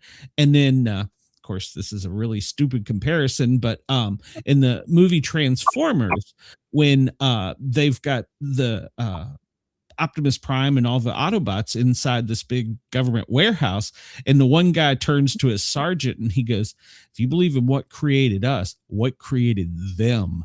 And I always thought about that as a really good comparison, because it does say plural.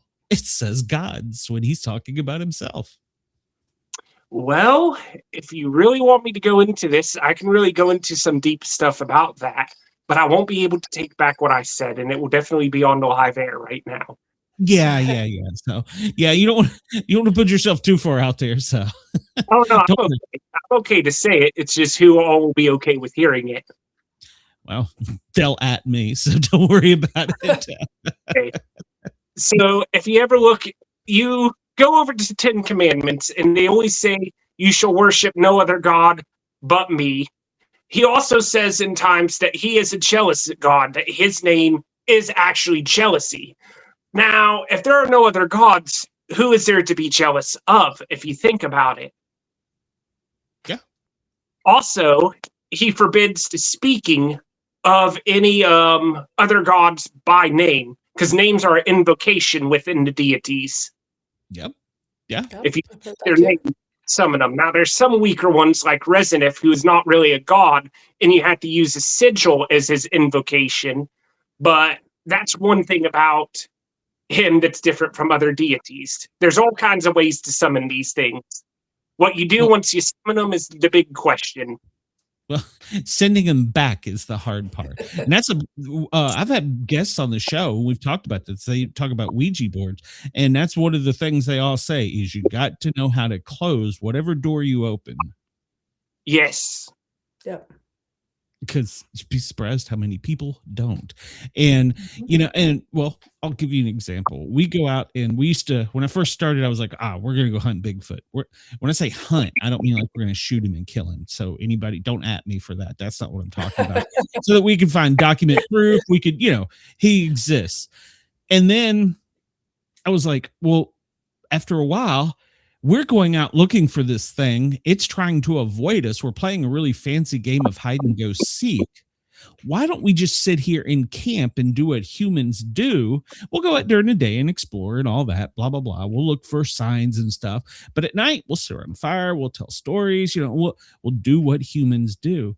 We have more activity that way than going out and looking for them. And one of the guys I really looked up to, Bob, he said, well, think about it. We're their cable TV.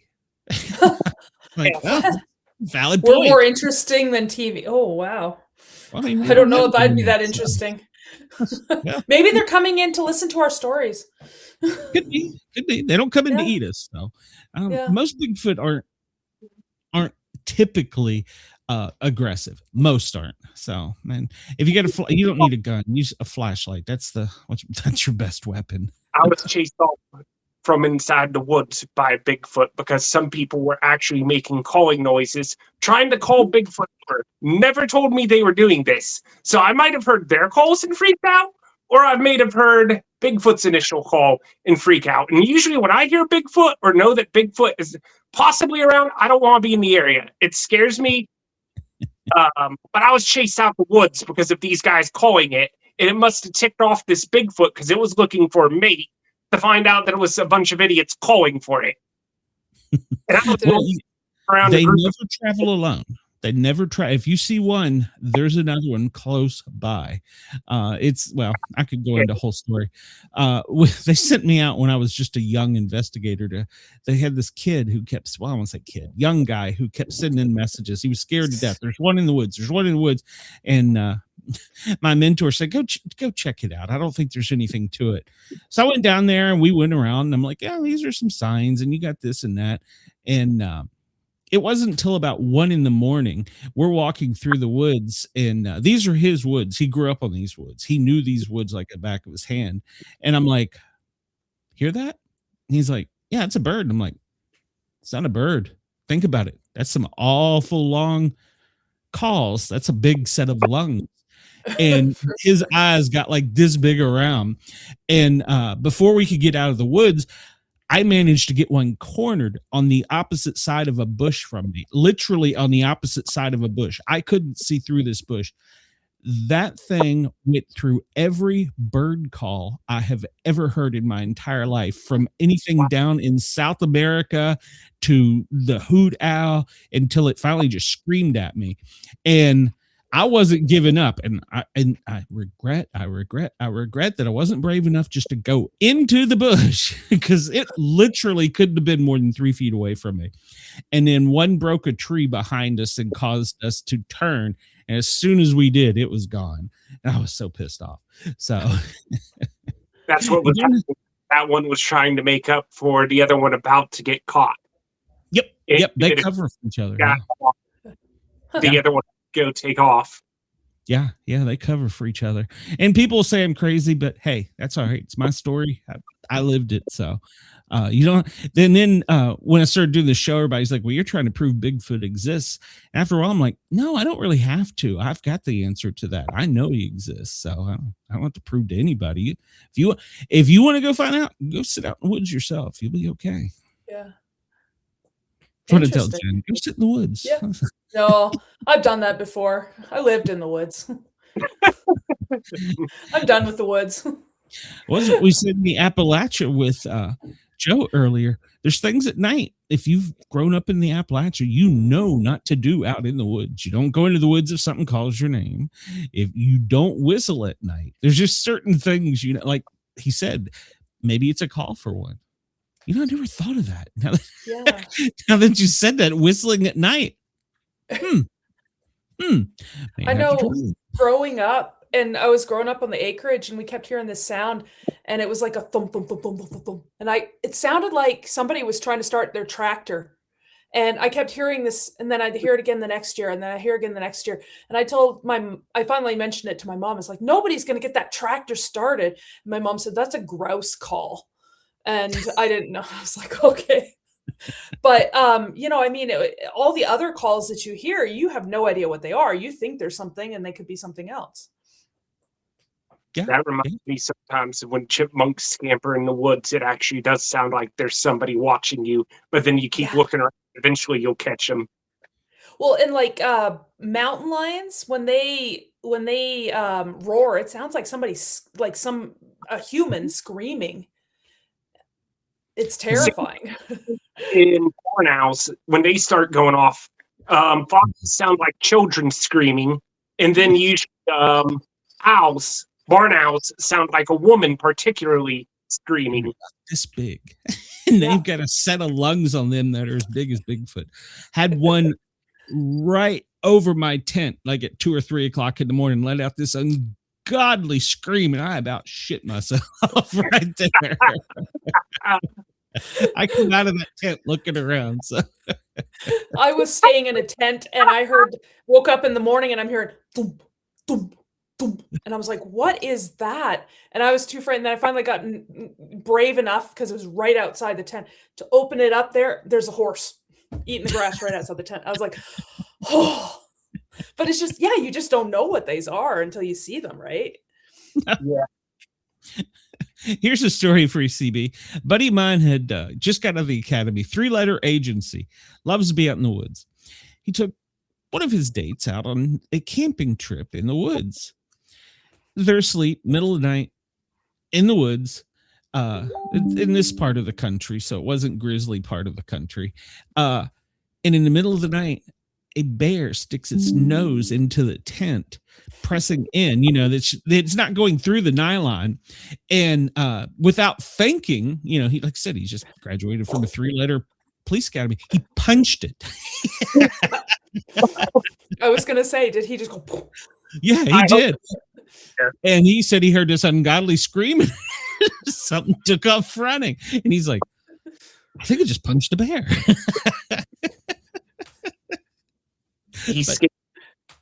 Yeah. Well, can you imagine? You're like, oh, there's a Snickers in there. Pow! I was picking raspberry. I know we got way off the top, but I was picking raspberries at our friends, our neighbors in BC. They had gone to holidays, and they said, pick as many raspberries as you want from these bushes, and they had rows of bushes. And I'm out there picking raspberries, and the one time my dog doesn't want to come near me, staying by the car, and I'm like, fine, I'll eat all the raspberries. And I'm picking the raspberries, and I hear rustling on the other side, and I look through the bushes, and there's a black bear on the other side. He had to have known I was there, but the berries, I guess, were easier, and they didn't scream. Just punch you. Sorry. You. That was his whole deal. He knew you were there. He had no interest in you. Absolutely. I mean, he was a vegetarian. He was a vegetarian. CD, have you ever had any interesting experience like this out in the woods? I've always had. I've never had an animal attack, but like I said, there was times I've been chased off by Bigfoot. There was one time I've been chased off by Bigfoot. What is it? Okay, so my girlfriend's want me to tell. She's around here in the background. In the background. She's on. She can come on too. So. Hmm? Don't tell her not to be shy. She can come on too. So go ahead. Appropriately dressed for the occasion right now. Fair enough. We're clothing optional. Go ahead. Go. You just won't.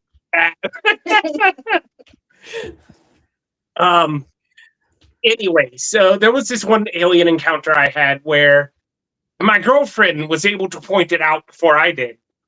And she's visually impaired, so I don't know exactly how she managed to see this, but she's like, and unfortunately we were the only ones there. Because this got quick. This got deep and it got quick. She told me, look in the sky. Now my sky eyes are so good. I'm able to see Pluto for where I am, from where I stand on the Earth. And to me, it looks like the North Star. So I can see, not Pluto, Jupiter. I can see Jupiter. All right. So I look out there. I'm looking for whatever star she says is moving. Because she tells me, hey, there's stars moving around here. I'm like, no way. I was like, maybe you saw a shooting star. So I start looking. And it took me a few minutes, but then I started seeing the star that she says was moving. And I look at this star. I noticed that it's not a star at all. It's a star at all. It is actually some kind of beacon. And at the very at the very end of this upside down pyramid, you could see that star, but it was like a beacon.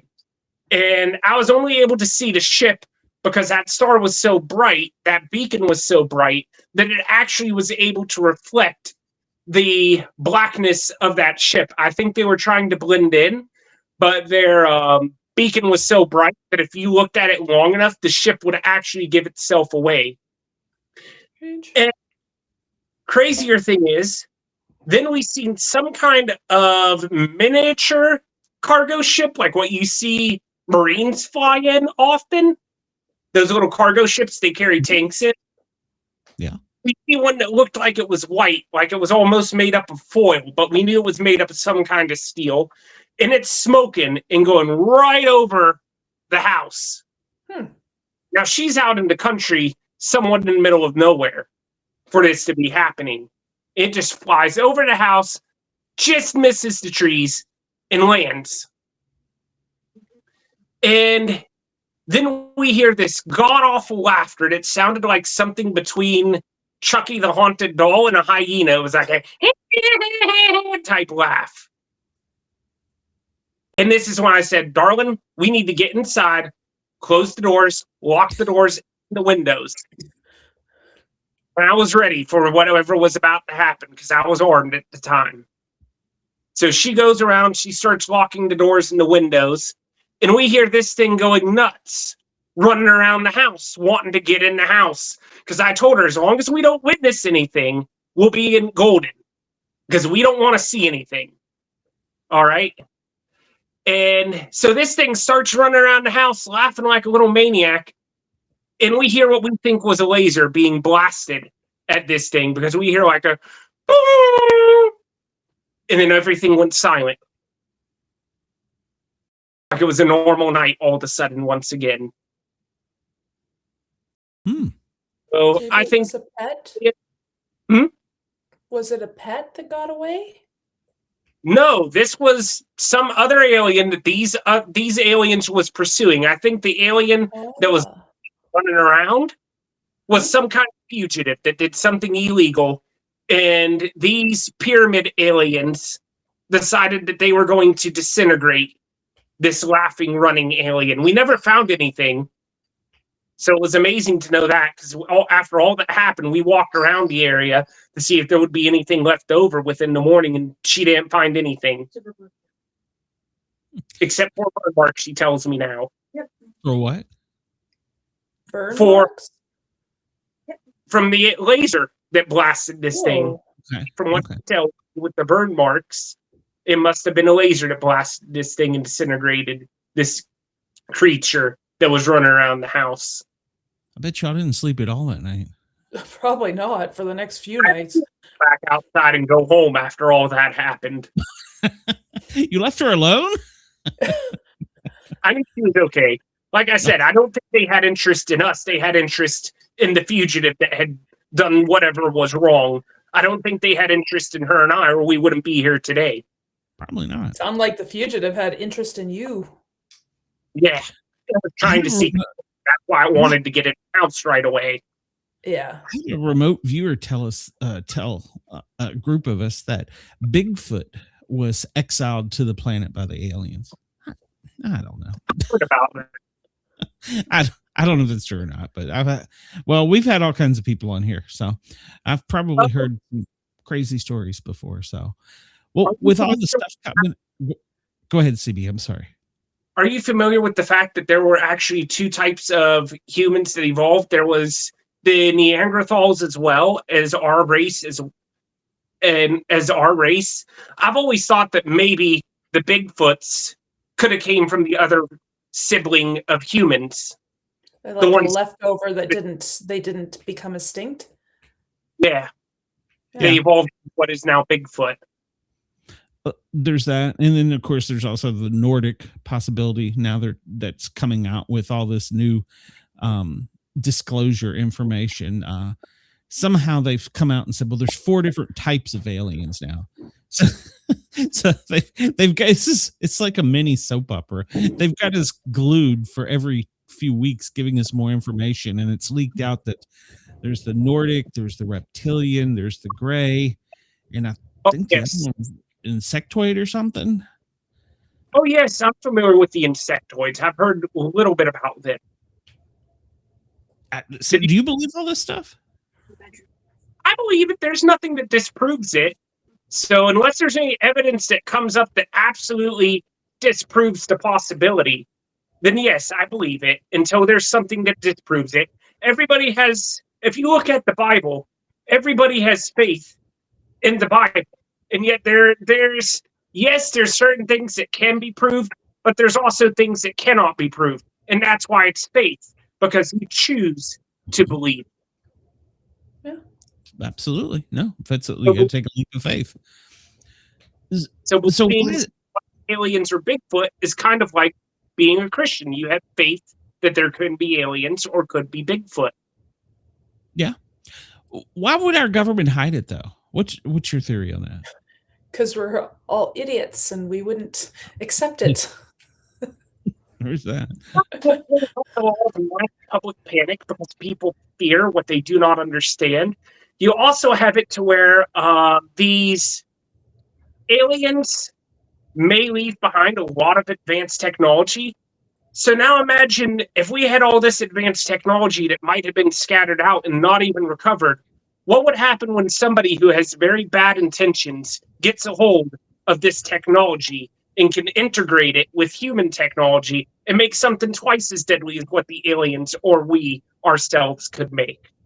In fact, if you think about it, so much of our advancements within technology, it's kind of almost unbelievable that nowadays we can use sound waves against people. Mm-hmm. Well, if you look back in the 50s, they were going already over Mach 2, but they didn't release that until like 20 years. Well, I don't know, maybe not 20, but several years ago, and It's like we were going how fast? When? We still had prop planes then. So yeah, no, and that's one thing our government is good at, especially the American government. We're good at blowing shit up. So that's my running joke on this show in the morning. And that's what we're good at. We're good at blowing shit up. So but putting it together is a little bit that you haven't mastered that yet. We don't nation build very well. We've proven that time and time again. I think putting it together is a skill that nobody's really an expert at. Yeah. Well, I don't know. And that's the other thing, you're right. What if somebody else got a hold of this? And of course, you can actually go back into history with Operation Paperclip and think that a lot of it came from Germany. So when it was a different time and era back then. So I don't know. The one reason I think that it's not disclosed is because, like you said, people are afraid of the unknown, but it's going to cause faith to collapse, because if they're here and they're not in this book that I believe from cover to cover, what is this book for? I think it's the Christianity is going to take a big flop when that happens. In fact, there's a lot of reasons that necromancy and other arts within the Bible are actually forbidden to the Bible, because if people could act more independently without the Lord, without any deity, then what is the point of their existence? Yeah. When you were growing up, I bet you read a lot. Did you read a lot of comic books? Yes, and you want to know a fun little fact about that? I actually started reading more into my teenage years because it's a bit of an ironic twist. When I was younger, I was said to be dyslexic and not capable of reading. But my mom encouraged a lot of my reading. And yes, I did read comic books, but I had a lot harder time adjusting to trying to read than other people did. What's your favorite comic? Right now I don't have too many favorite comics, but I really like the hack and slash comics right now. You have this one lady, Cassie Hack, who runs around with this big, tall muscle man, and they go after slashers together. I haven't heard of that one. I guess it's an indie. Yes. Okay. All right. No, I haven't heard of that one. Mainstream though. What, Spider-Man, Batman, Flash? Oh boy, I've really fallen out of superheroes, but I really do. When I was a kid, I really did like Spider-Man. I also really like Batman as well. I don't have any of their comics, but I used to really like them and go to Universal to see them all the time. Yeah. If you could have one superpower, what would it be? Oh boy, that's a big one, because here's the thing, I wouldn't... I'm almost going to have an honest moment with you here. And this is one of the things I really didn't want to tell you guys about. Are you guys familiar with necromancy? Mm-hmm. The ability to speak with the dead. Yeah. That's my ability. Okay. So you do have a superpower. Okay. And a thing about that, so here's the things I want you guys to get over, to understand about necromancers. If there's anyone who's able to resurrect the dead, they are very rare. I've never seen one. I've never heard of anyone able to do that. Most of the time, they can... give me a moment. Give me a moment. Okay. So... Your producer there's prompting you. Yeah, my girlfriend's prompting because she wants me to talk about her a little bit. But with my ability, I can mostly see the dead, speak to the dead. I can sometimes see the spirits of the living and know a little bit about them as well. I cannot do that over the camera, so please don't even ask me to. I know that was going to be the next thing. No, actually, no, it wasn't. Okay, good. And that's a whole lot of my ability. I can read the souls of the living and the dead. When I was born, my umbilical cord was tied in a knot and wrapped around my neck 3 times. Ooh. So I almost wasn't born. And it also goes back into the women within my mom's side of the family. I'm the only man that has this gift within my family. I'm the one who has it so far the strongest. Interesting. Now, and just so that you know, we have had people tell me much different things on here. So this is a safe space for the paranormal. Yes. I mean, I had oh god, what was his name? Jackson's his last name, and no, we're not Ken, out in Arizona, and he has an archangel. He can talk you, and he can see stuff around you. And yeah, having him on the show was a little creepy. So if he's watching, I don't mean offense by that. But yeah, so no, we've had that before. So what's your girlfriend? What's your producer there prompted you to say? She wanted me to tell you how she is an empath and how she can read the living through their emotions. Oh, okay. Oh gosh, that would come in handy as a paramedic. Yeah, that would definitely come in handy, I think, in just general life. Sometimes it makes it hard because she can tell when I'm down and I don't want to talk about it, but then I have to talk about it because she knows. Yeah, you know. it could probably be also emotionally overwhelming as well. So, Well, and there's also the energy vampires that are out there, and that's a real thing too. So vampires, I am familiar with them. yeah, I'm familiar with the groups of them. yeah, that's a real thing. Most of them don't even realize they are. It's the scariest part. Yeah. So, and Go over the 4 of them. what's that? Would you like me to go over the 4 of them with you?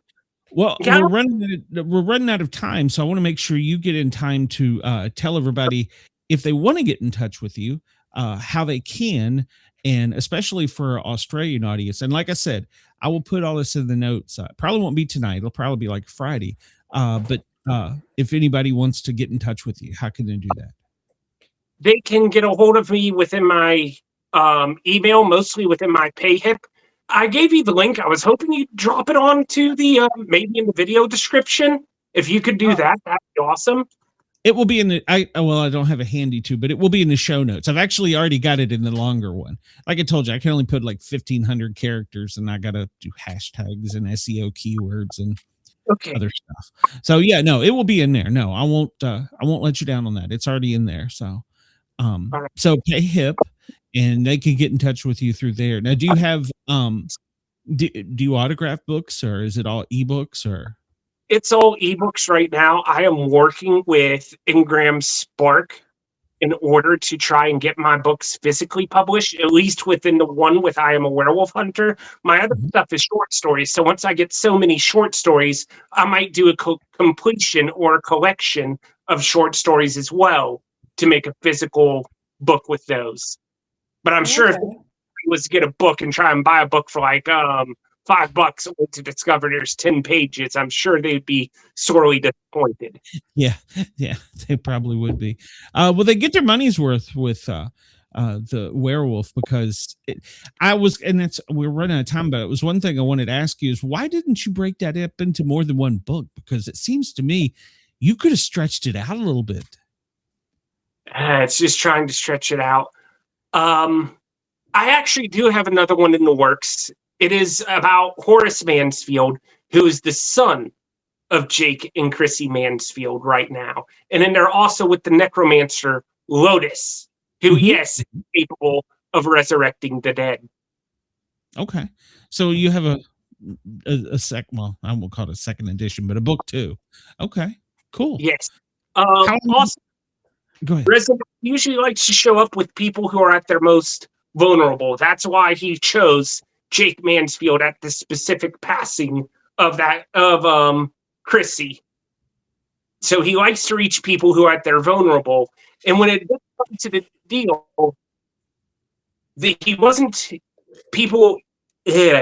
Jake Mansfield was not specific enough about the deal. So in ways, when he brought back a character from the dead and made them think that they came back, in ways he kept his part of the deal by reuniting the family, even though it wasn't the way the dealer intended, the dealee, whichever one you would call it, the guy who set up the deal with Resident. Now, how long does it take you to write a book? It takes me quite a while. I actually try and get them out quick, but it takes me quite a while. Okay. I have been working.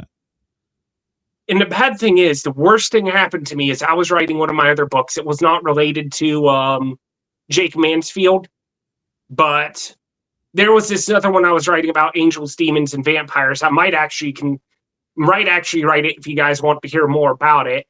But as I was writing that book, the whole computer freaked out with my jump drive inside of it and deleted everything I had. So I had to. So far, it's been a year since I've published any long novellas or anything of that nature. And I can cook up a short story and throw it out there very well. But some of them take longer to cook up when it comes to novella. Yeah. Yeah. Well, I don't want you to wait a year before coming back on, but we like to have you back on because like we say, it always goes so quick. Everything will be in the show notes. Do you have anything planned coming up in the near future? The publishing of Jeremy Vinton, I'm going to try and publish one of these longer books I've wanted to write with Jeremy Vinton, who is a monster hunter who was not really a hereditary hunter, who was born into it by the fate, by a family right. I have hereditary hunters, I have freelancers, which is where he is, and then I have the professional agents, who are, of course, with the Secret Service, now with the military, since the military took over. But Jeremy Vinton is a freelancer who suffered a tragedy. His grandparents' bar was burned to the ground by a goblin. And he was 4 years old when this happened. And he was at school, coming back from school, when he realized the whole bar was on fire and had crumbled. And this goblin jumps out of the fire, and he grabs this goblin, 4 years old, and throws it back into the fire. And he actually ends up killing the goblin in that manner.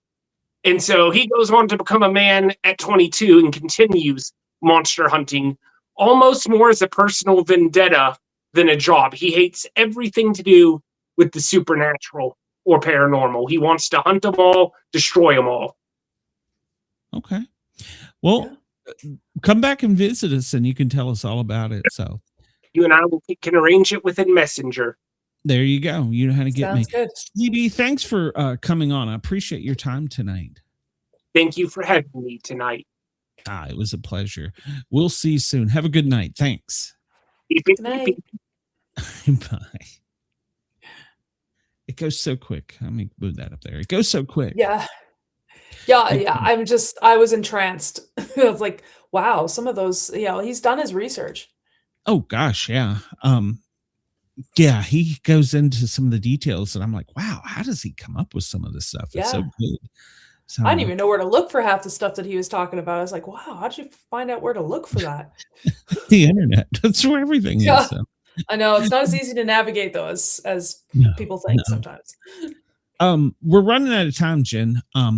Where can anybody find your stuff? Because I know you have some good stuff going on here recently.